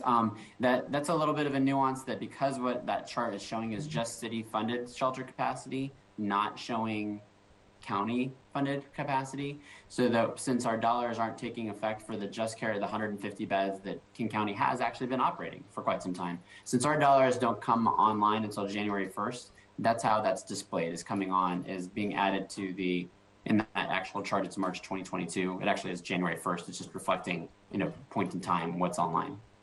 Great. Okay, let's go ahead and move on to issue. Oh, excuse me, Councilman Peterson, did you have something on issue identification number 1? Yes, thank you. Thank you, Chair Mosqueda. And thank you to Central Staff, Jeff Sims, Tracy Ratzlaff, for your work on this. And just wanted to support the remarks of the Homelessness Chair, Councilmember Lewis, in terms of getting more information. I think if we go back to the slide showing the chart with all the positions, I think what's interesting is at the bottom where it totals the number of positions, you're seeing that there were 46 positions, which dropped down to 23. And it seems that what the mayor's budget's proposing is to maintain the HOPE type structure, but to add a few positions. And I think we do need more information on how it would coordinate with the Regional Homelessness Authority. I supported the navigation team. I did not want it to be disbanded, but I want the HOPE team to work. And I think that they're just asking for a few more positions here. So to make it work, and there may just be a timing issue because as we know, the Regional Homelessness Authority is, they're staffing up. They're putting forward a lot of good ideas and plans. There'll be timing when the contracts transfer over, when they let new contracts. And so maybe this might, what the Durkan administration put forward here might make sense for 2022, but then maybe needs to change in 2023. So I'm going to reserve judgment on this until we get more information, but just wanted to provide a little bit of more perspective on this issue, because I know I'm seeing a lot of unauthorized encampments, and I know there's a desire to engage and get people inside. We have a lot of new units coming online, as we saw from Councilmember Lewis's report, sort of inventorying those units. I also would like to see our City Office of Housing for any vacant units they have to get people who are experiencing homelessness inside, so that we're running on all cylinders here, and there just might be a transition period. Thank you, Chair. Madam Chair, may I just yeah, please. Thank you, Councilmember Peterson. Please go ahead, Jeff. I just want to, I was going to raise this with Councilmember Lewis's comment, but just wasn't sure if it was quite appropriate at that moment. So I will make sure I say now. My understanding right now is that the regional authority does not intend to change anything about the contracts that will be inherited from HSD in 2022. So as things operate now with outreach is how they would continue to operate for the duration of 2022. And to the conversation about how the authority would change the delivery of outreach services, the current plan that's been articulated is in the spring of 2022 to issue a new RFP that would redesign some programs. So let's assume that homelessness outreach would have some level of changes. I couldn't possibly guess what those would be at this point, but if there was any degree of services, and then they would go through a contracting process so that on January 1st of 2023 is when you would see a change in how the authority is operating outreach services. So in the interim, and I don't know if I made it clear enough because I was often swapping with Tracy. In the interim, there's not, other than the agency that's responsible for the contracts, there shouldn't be any change to how those providers are expected to operate.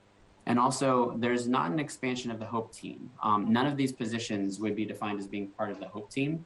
I know that during a meeting last week, Deputy Mayor Washington talked about disbanding the HOPE team or spreading it out. I've since gotten clarification there that the intention is, I mean, you could call it lending. I think that she used that word, like loaning staff. It gets a little bit technical in terms of what that means, but ultimately they would continue to be HSD employees working in some kind of a lended or a matrix management, multiple bosses and multiple lines of communication and decision making with the park staff as well. But the actual HOPE 8 FTE on the HOPE team would not be changed to or added to. It would only be additions in parks that would be occurring here. Any follow-up questions? Okay, great clarification. Thanks for sharing that, Jeff, with everyone. And not only is it that they being the Regional Homelessness Authority would honor the 2022 contracts, I believe I saw that there was also interest and a commitment in maintaining the 2022 contracts and any stipulations that the council also has around some of those contracts so that we can ensure continuity of services in 2022, which is very much welcome. Not as in the weeds as many of you are, but I thought that was a really good signal of trying to ensure transition and stability for those contracts. And as Councilmember Lewis started with, we receive calls about this every day. We see the trauma that so many people are experiencing ourselves on a daily basis. So we want there to be continuity as we scale up additional services and solutions. And I appreciate that there's a commitment to continue those contracts in 2022 and any additional stipulations that council may have related to some of those contracts and in partnership with the mayor's office as well, I think is a good thing for us in 2022 as we think about stability in future years. So that was a good note to receive. Okay, let's move on to issue number 2 of 4.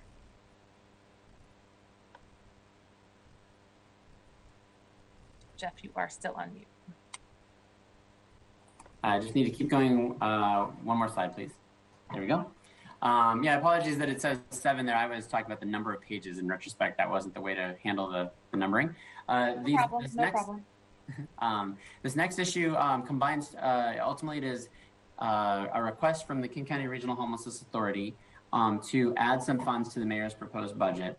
And they've identified, here I'll talk about 2 programmatic or service ads, and then the next issue identification, I'll go into more of an administrative one. For everyone's awareness, the interlocal agreement that was authorized by the City Council and governs the authority envisioned a scenario or a process where the authority will develop in the springtime. It's a budget submission that would go through its 2 boards, an implementation board that's a grouping of unbiased experts in homelessness, and then to a board that consists of elected officials, both of whom giving approval to that submission, and then it gets transmitted to the city and the county for incorporation into the budget processes that we normally go through. So that ideally it gets dropped down into what the mayor would propose, and then it comes to the council, and the council also sees it as being really well prepared and gets passed as part of the larger budget passage. As I believe everyone is well aware, that wasn't realistic for 2021. There were not staff at the regional authority, except for CEO Dones, who didn't even come on board until that budget would have already had to have been submitted. For that reason, that's why the council's having this presented to them now as potential new beds or new services and new asks for additions. So the first of those, the first is a high acuity shelter. As you can see, it'd be $19.4 million. That's $1.5 million to make modifications. The vision right now is that some existing space would be leased, similar to how the Soto shelter that's being operated by Salvation Army worked. It's a leased location, some modifications, that's what the $1.5 million would need to be made to the program. And then the remaining dollars would be the operations of the program. As I imagine, many people have done some simple math and noted that this would be for 150 beds, this would be a very expensive intervention. And the reason for that is when we call this a high acuity shelter, it is truly that. It would exceed greatly not only the services that we typically offer in our shelters, but in some ways, even what we offer in permanent supportive housing. You would have, for example, a psychiatric nurse practitioner on site. You would have a doctor. You would have multiple nurses. It is really intended to be people that are truly in crisis. The parallel that I would say that this should more be compared to than what we typically operate as shelter is the Crisis Solutions Center, which is a program where there's first can be a 72-hour stabilization period for people in crisis so they can stabilize. And then after that, there is up to a 14-day additional stay for people that otherwise would have had to exit into homelessness. But it's very time limited and similar to this proposal is very intense in the services that it's offering. It is for people that are truly in crisis. So that's the first one. And then the second discrete request is for a peer navigator network. As you can see here, this would be $7.5 million to create a 69-person network. The difference between a peer navigator as what is proposed by the authority and what we're more commonly used to dealing with, like case management, is that a case manager works with you while you're in the program that employs that case manager. So while you're at the shelter's case manager works with you. When you leave the shelter, you get a new case manager, and so on and so forth. The vision with the peer navigator network is that before you've even entered shelter, potentially, depending on who's assigned, you would be assigned this peer navigator. They would be your mentor, your advocate, your sounding board, someone that's just walked through this process before and would stay with that individual that they're assigned to all the way until they have been placed into permanent housing or identified permanent housing on their own. And at that point in time, you wouldn't necessarily remove the person they'd been assigned to, but as we've all experienced in other times, then your need for services really drops off for the most part. You kind of replace, you find a new client that you're assigned to, things like that.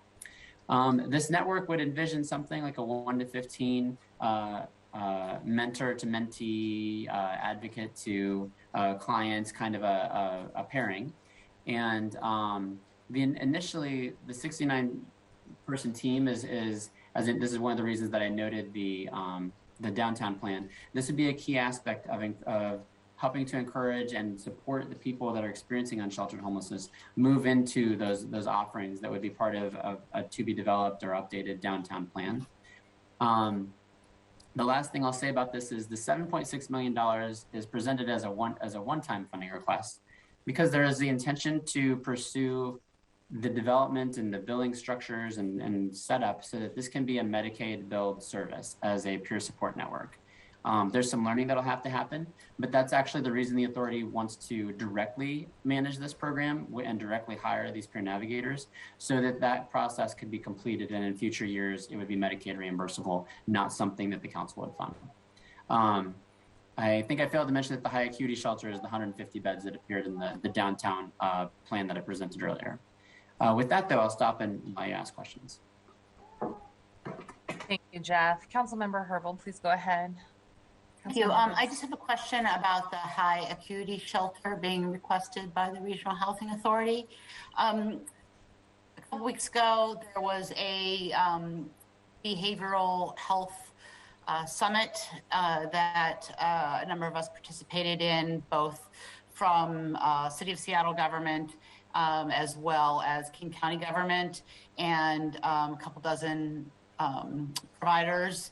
And one of the recommendations that has come out of that summit is to expand the Regional Crisis Stabilization Center capacity by opening voluntary crisis diversion and stabilization centers in available facilities such as hotels.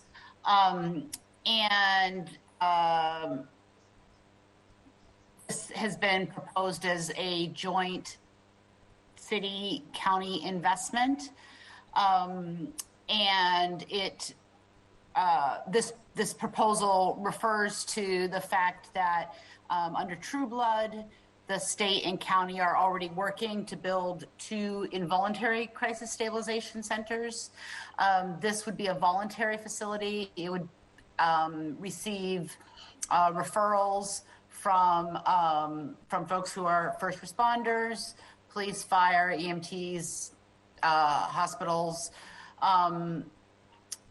Just trying to figure out. It has been compared to the Crisis Solution Center. Are we talking about the same proposal here? You're exactly on to pinpoint the overlap, but not quite exactly. I think that this is arising from similar conversations. As with what you just discussed arising out of the summit as a recommendation, these are all voluntary facilities. For the high acuity shelter, and I noted this in the memo, the exit plan is not firmly determined at this point.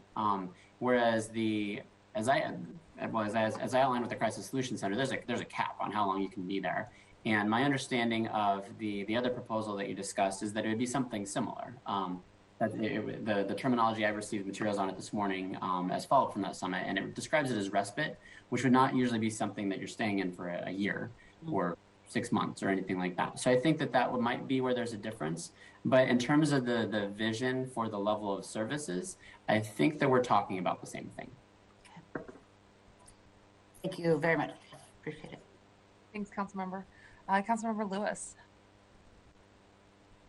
Thank you, Madam Chair. So, I think that this really cues up what we frequently hear from a lot of people in the community and in general terms about what their vision is for our response to people with very severe crisis in our community who clearly need some kind of really well-resourced assistance and that we can't provide it. I think that this offers a really stark reminder of how much that costs.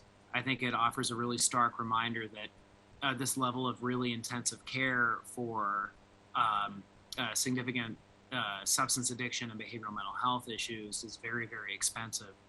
But I think that this is an asset that is envisioned by the team at the King County Regional Homelessness Authority that they're very excited about implementing, and that they have a plan that's designed to meet the need that we see, and that across the political spectrum, there's very, very strong agreement that we need. What I just want to kind of say, since we're sort of on the record here in public, is, to all the people out there in the community who have had very strong opinions about wanting to see bigger investment in the underlying public health issues that are feeding into our homelessness crisis. This is a big opportunity for you to work with the council and the regional authority on realizing what that is. I think this is a horrible reminder that it's not going to be an easy lift, nor is it going to be cheap, but it is necessary. And I really do think that to realize the kind of the kind of reality on the street that all of us want to see, it's going to require an investment of this magnitude and likely considerably more. But this is a way to really demonstrate the efficacy of this strategy and the way to get this this resource going, so the Regional Homelessness Authority has what they need to demonstrate and show that this new regional approach can really deliver on what we need to see. So, I do think that this is something that I want to pursue throughout the budget process, and it's definitely been a big ask from the new regional authority, as something that they really think they could implement and show strong visible results from. So, my priority would be to go for the option A, and then visit option B as may be necessitated by budget reality. I also want to work a little bit on the Peer Navigator network to make sure that we're putting in some really strong feedback from the Lived Experience Coalition. I know that they've expressed some early feedback on the Peer Navigator model, and really want to make sure that they're able to lend their expertise to really shape how that's going to work. So I definitely want to, as we go forward in funding that request, consult really closely with the Lived Experience Coalition and really make sure that we're designing a program firmly in alignment with them. But that's all I really have to add at this time, Madam Chair. Thank you, Councilmember Lewis. Other colleagues?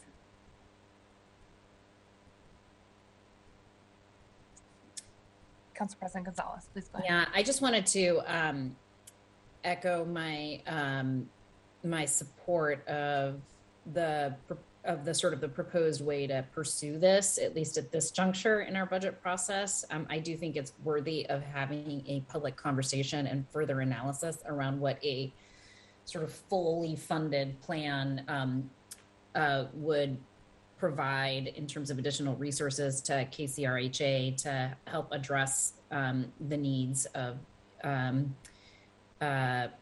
chronically homeless folks living outside and surviving outside. And so I do want to just flag that one of the things that will need more analysis in the council's ongoing evaluation of how much we fund these particular proposals, in addition to needing to consult with the Lived Experience Coalition around the Peer Navigator network as proposed here, is that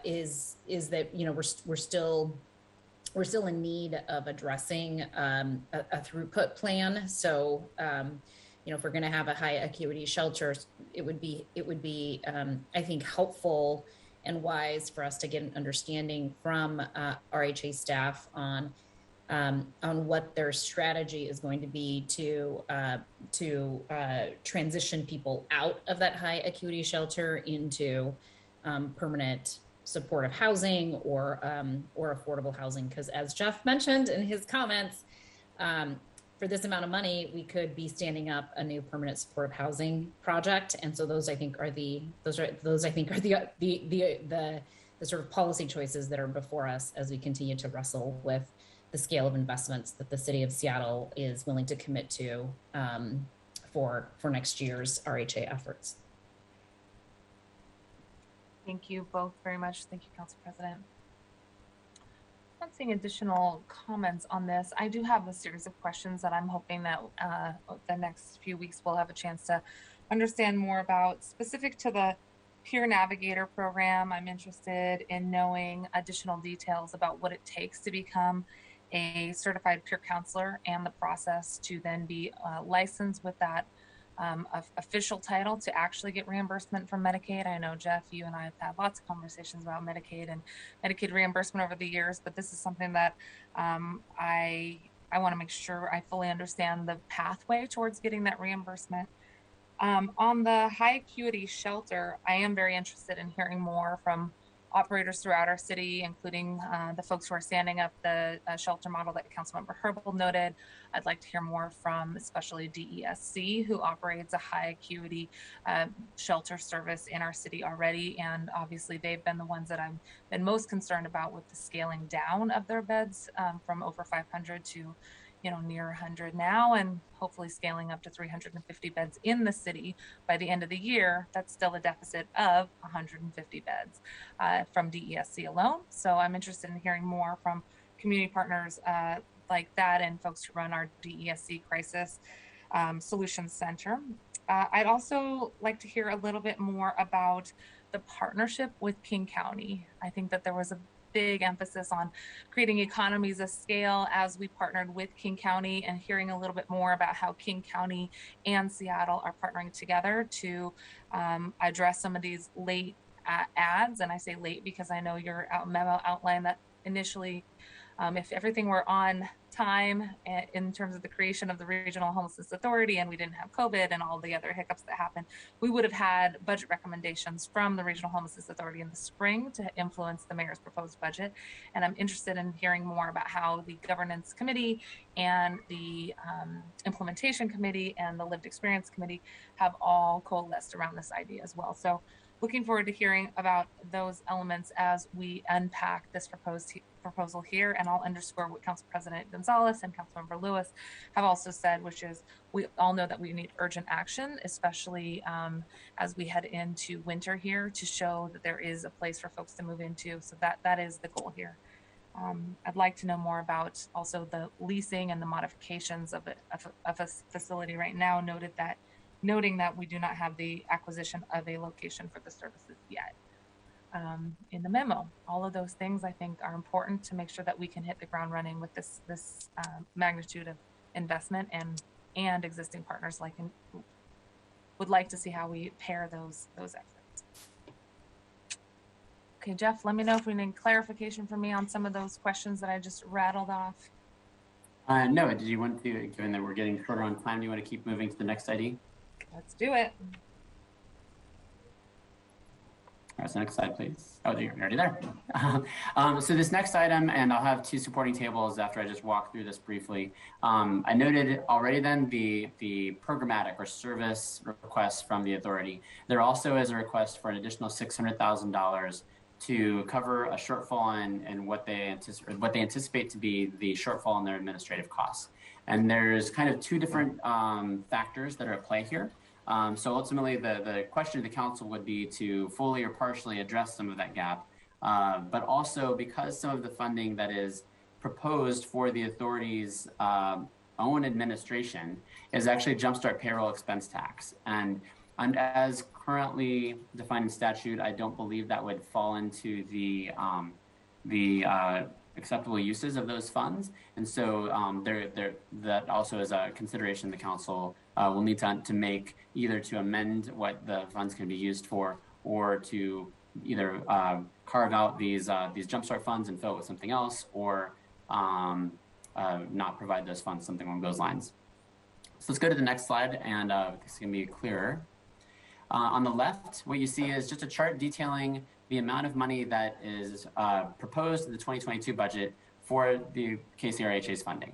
So there's 2.7 across our more typical sources, especially general fund. You can see that there's $1.1 million in ARPA. I'll get to that in just a moment. And then the $811,000 I mentioned in the payroll tax funds for $4.6 million. $4.6 million is actually about 1.6 more than what was discussed as the authority presented to its implementation board and its governing committee over the spring and summer, how much was anticipated to come from Seattle. At that time, it was notably less money coming to them. So this is a higher amount in the first place. And The one notable reason for that addition is the ARPA funds there, or the Seattle Rescue Plan funds. That $1.1 million, that's the permissible carve out of administrative funds from those funds, from overall what ARPA has. And at the time when the staffing plan was prepared over the summer, the authority was not aware of a variety of things. One of the major ones being that it would be receiving tens of millions of dollars in these ARPA funds to administer and put out contracts for. And so looking at the staff, which I'm going to get to in just a moment, and other expenses, a fair amount of those would be related to the administration of services, and there would be more administration because of more money being given to them, and therefore carving that out. The request for $600,000 would take the city's total contribution to overall staff and overhead at the authority to $5.2 million, as you can see on the chart. And after working with HSD, that actually basically correlates with the amount that was spent in HSD to manage homelessness services in HSD in 2019, before we had the regional authority or the ILA passed. So there is some parallel in that total amount of funding that's being requested there. So now let me move to the next slide, the next chart here on the right, not the next slide. Sorry, Patty. The chart on the right there is showing you the total administrative funding. So not only is the overall amount that Seattle is contributing going up fairly substantially by more than $1 million, the overall amount of money that the authority is getting is almost twice as much in terms of what is budgeted for administration and overhead. And a large chunk of that either comes from Seattle putting in more money or continuum of care funding that was for administration that comes through the county then, and that would also be going to add to a total amount of just a little bit more than $10 million in resources for the authority.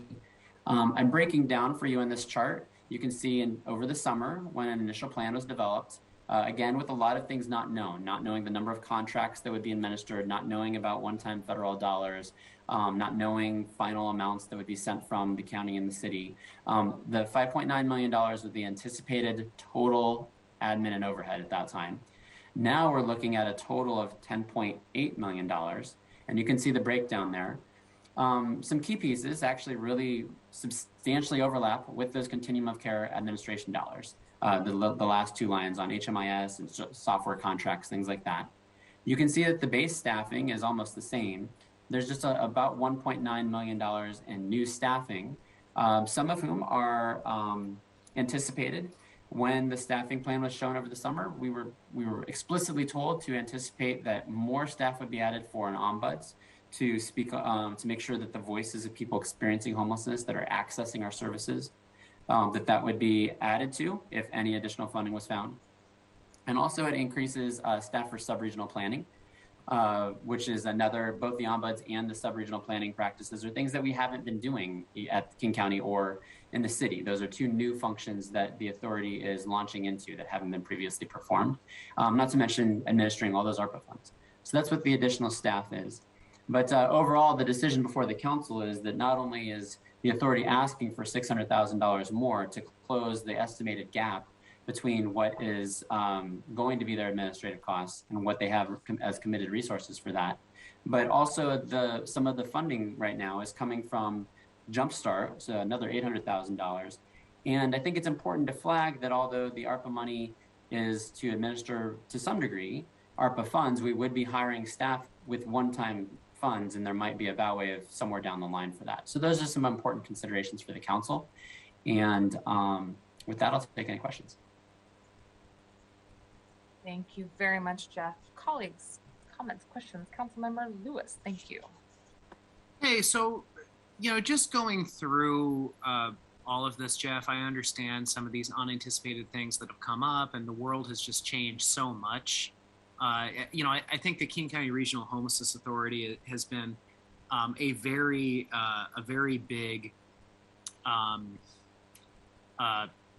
institutional victim of the COVID era in terms of kind of coming up in this, being in an era of transition and also an era of crisis. I get it. I think my ongoing principle here is I want to make sure that we continue to have some level of equity and parity with King County and how we fund a lot of the operations and overhead of the authority. And just maybe you can comment on that, on kind of how that's looking with these requests. The other thing I would just flag is I do think certain functions like having an ombud are incredibly critical. I think especially as a city council where, a big part of our job is oversight and accountability for executive agencies, making sure that there is an ombud function, I think is just a general good government principle, especially in an area like this where there has historically been so many stakeholders that want to provide some kind of meaningful feedback, and making sure that is going to a place and something is structurally happening that will create a feedback loop to drive changes. So I do just want to give a shout out for that ombud function, but maybe if you could comment a little more broadly on the equity between the governments of funding these operations. Yeah, absolutely. So I think that it was clear from my remarks, and you can see on the table how Seattle's contribution is about $1.6 million more than what we thought last summer.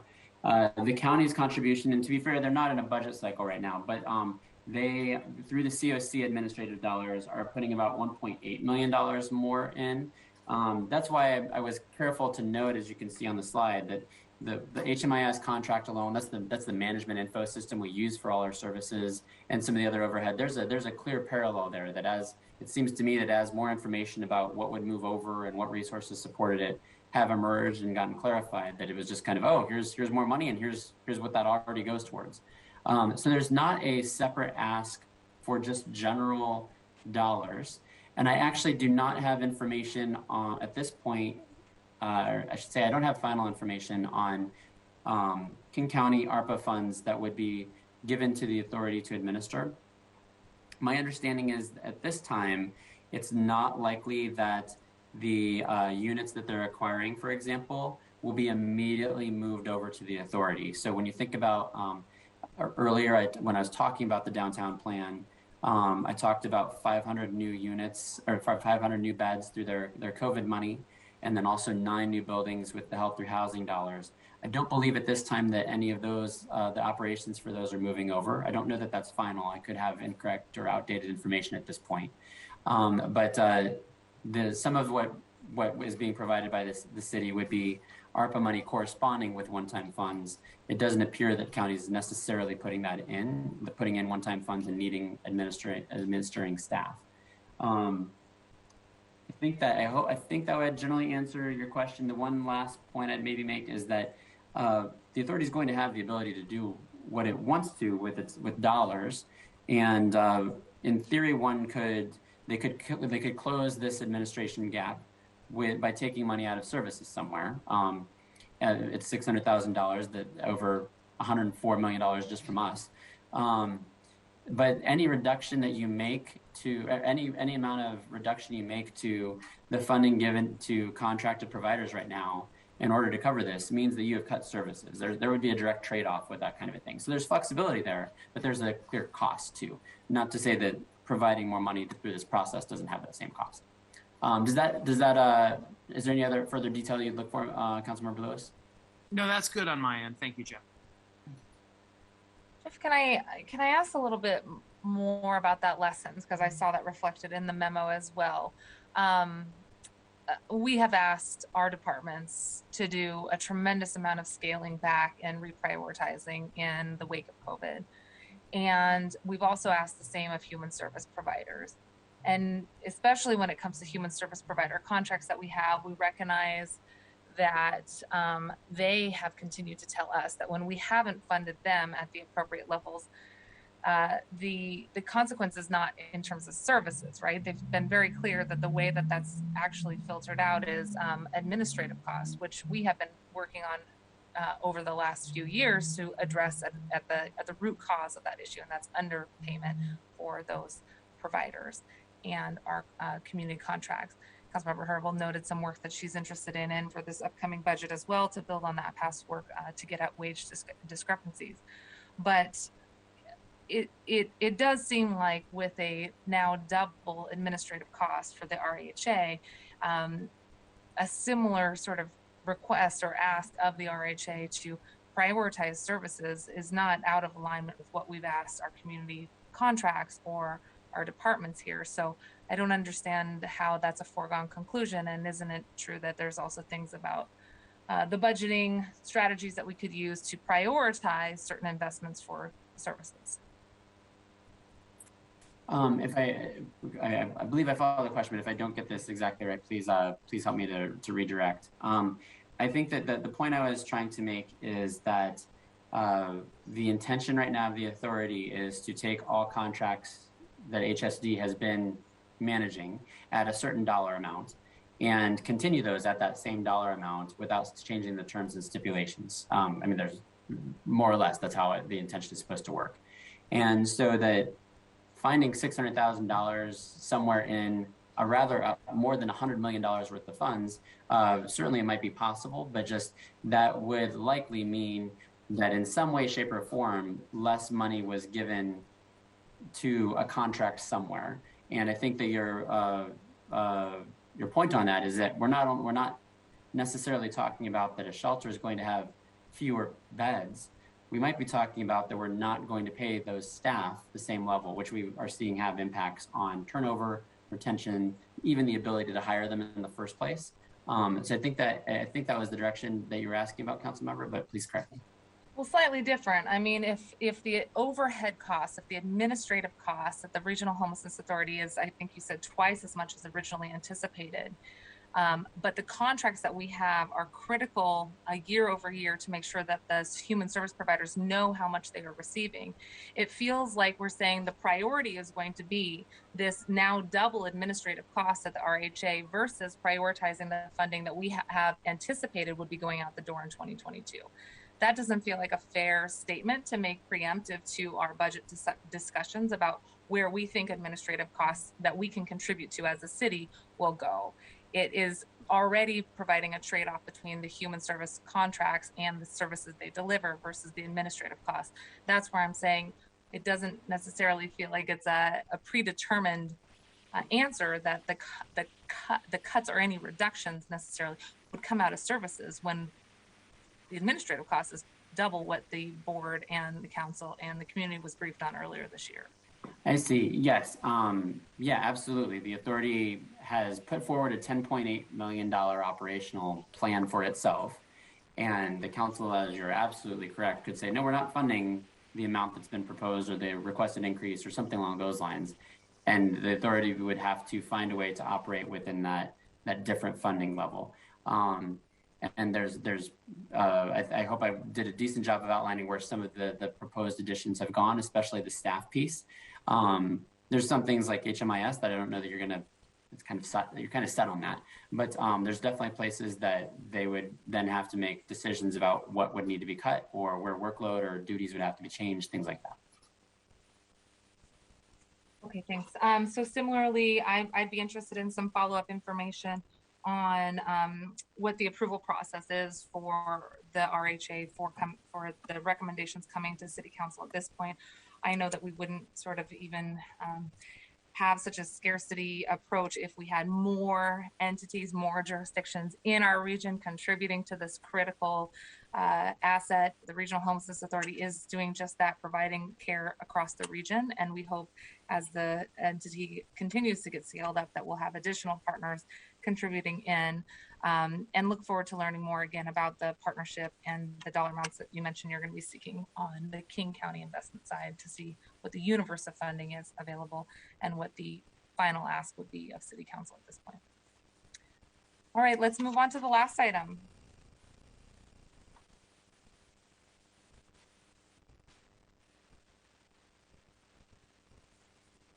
Thank you, council members. Moving to the final issue number 4, related to the Clean City Initiative funding. So just to remind council, you carved out funding in the 2021 adopted budget to support the Clean City Initiative that provided a temporary surge in cleaning activities to address illegal dumping and trash in the public right-of-ways, parks, open space, and around encampments. These efforts are primarily staffed by teams of employees from the Parks Department and Seattle Department of Transportation. Table 6 on page 13 of your memo shows the funding that was included in the 2021 budget, as well as the additional appropriation that the council made in April 2021 to continue this initiative through the end of 2021, and then the proposed funding for 2022. So as you can see, the executive would propose that $6.2 million of one-time coronavirus local fiscal recovery funds be used to support the Clean City Initiative through August of 2022. The initiative would end in August without additional funding. So your options are to extend the surge activities for 4 additional months to provide service for the entirety of 2022 at a cost of just over $3 million, or to adopt the mayor's budget as proposed.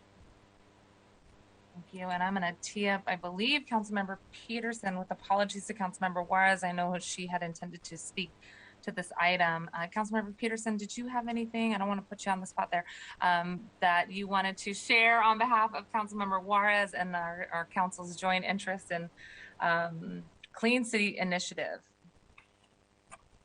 Thank you, Chair Mosqueda. I know that there's likely going to be support for option A to extend these activities just to make it for the full year. Currently, it would be under the proposal, I think, ending in August, and so just extending it for the full year may make more sense, and that can always be adjusted in a mid-year supplemental discussion. But setting aside those funds now to extend it for the full year, I think is something that I hope would have support. Thank you. Appreciate it. Thank you very much. And I think the $3.1 million, I just had a quick question about that. Is that, I believe that's sufficient to support existing services. Do we know anything else about how much it may cost to scale up the frequency of which we can expect the Purple Bag program to visit unsanctioned encampments along with the RVs? I know Councilmember Herbold has been doing some digging on this as well, but we are eager to see the RV Purple Bag program begin to receive additional support here in Q4. So I'm wondering if this 3.1 provides the full amount necessary to scale up the services for RV trash removal as well. I'm going to hope that my colleague Brian Goodnight can answer that question. I don't think the Purple Bag, I think that is separate from the Clean Cities Initiative funding, but I'm hoping he is on the line and might be able to answer that question. And if not, we can get back to you. Tracy's, thank you, Councilmember Mosqueda and Tracy. Purple bags are not included in the Clean City Initiative, the surge funding. It's a little bit of SPU support for the SPR, the parks, and the SDOT clean teams. It's a little more for graffiti control, litter abatement, and sharps collection. So those are the 4 programs in SPU that are funded by the surge. A complementary program. And then the Purple Bag program I did see was on one of the first slides. Do you have any updates on whether or not that includes the additional support that we're hoping to see for RVs? I guess I'm not sure about, in the mayor's proposed budget, part of that $556,000 for RV remediation is to serve 7 to 10 RV sites with the Purple Bag program. So that is in the proposed budget. If that's what you're indicating, the Purple Bag program generally is also expected to increase its service in 2022 from about 32 sites a month to 42 sites a month. So both of those things are included in the 22 proposed budget. Okay, wonderful. So in addition to support for the Clean Cities Initiative that you just heard, I might be interested in hearing a little bit more about how to scale up the Purple Bag program and if there's capacity to do that with our team at Parks and Rec, Department of Parks. Anything else, Councilmember Peterson, that you'd like to share? Okay, any additional comments, council colleagues? Okay, wonderful. Well, I will pass on one comment that Councilmember Juarez and I were talking about as well. I think your comments are well received, Councilmember Peterson, and Councilmember Juarez noted we're past the point of a surge. This is an ongoing need that we're going to have. So look forward to hearing more about the proposals around sustaining those Clean City initiatives. With that, colleagues, I think we're at the end of the 4 issues that have been identified. Are there any additional comments for the good of the order today? Not seeing anybody pop in the screen here. So we will go ahead and just let you go with a few extra minutes in today's agenda. We will reconvene tomorrow morning at 9:30 a.m. And we're going to have a chance to follow up on the community safety initiatives and Seattle Police Department in the afternoon, and we'll make sure to get you the full hour recess as well. And that will conclude our 3 days of issue identification. Thanks so much for being here with us tonight. Have a wonderful night, and I hope you get a lot of rest so we can end with a bang. See you tomorrow. Thank you. Bye-bye.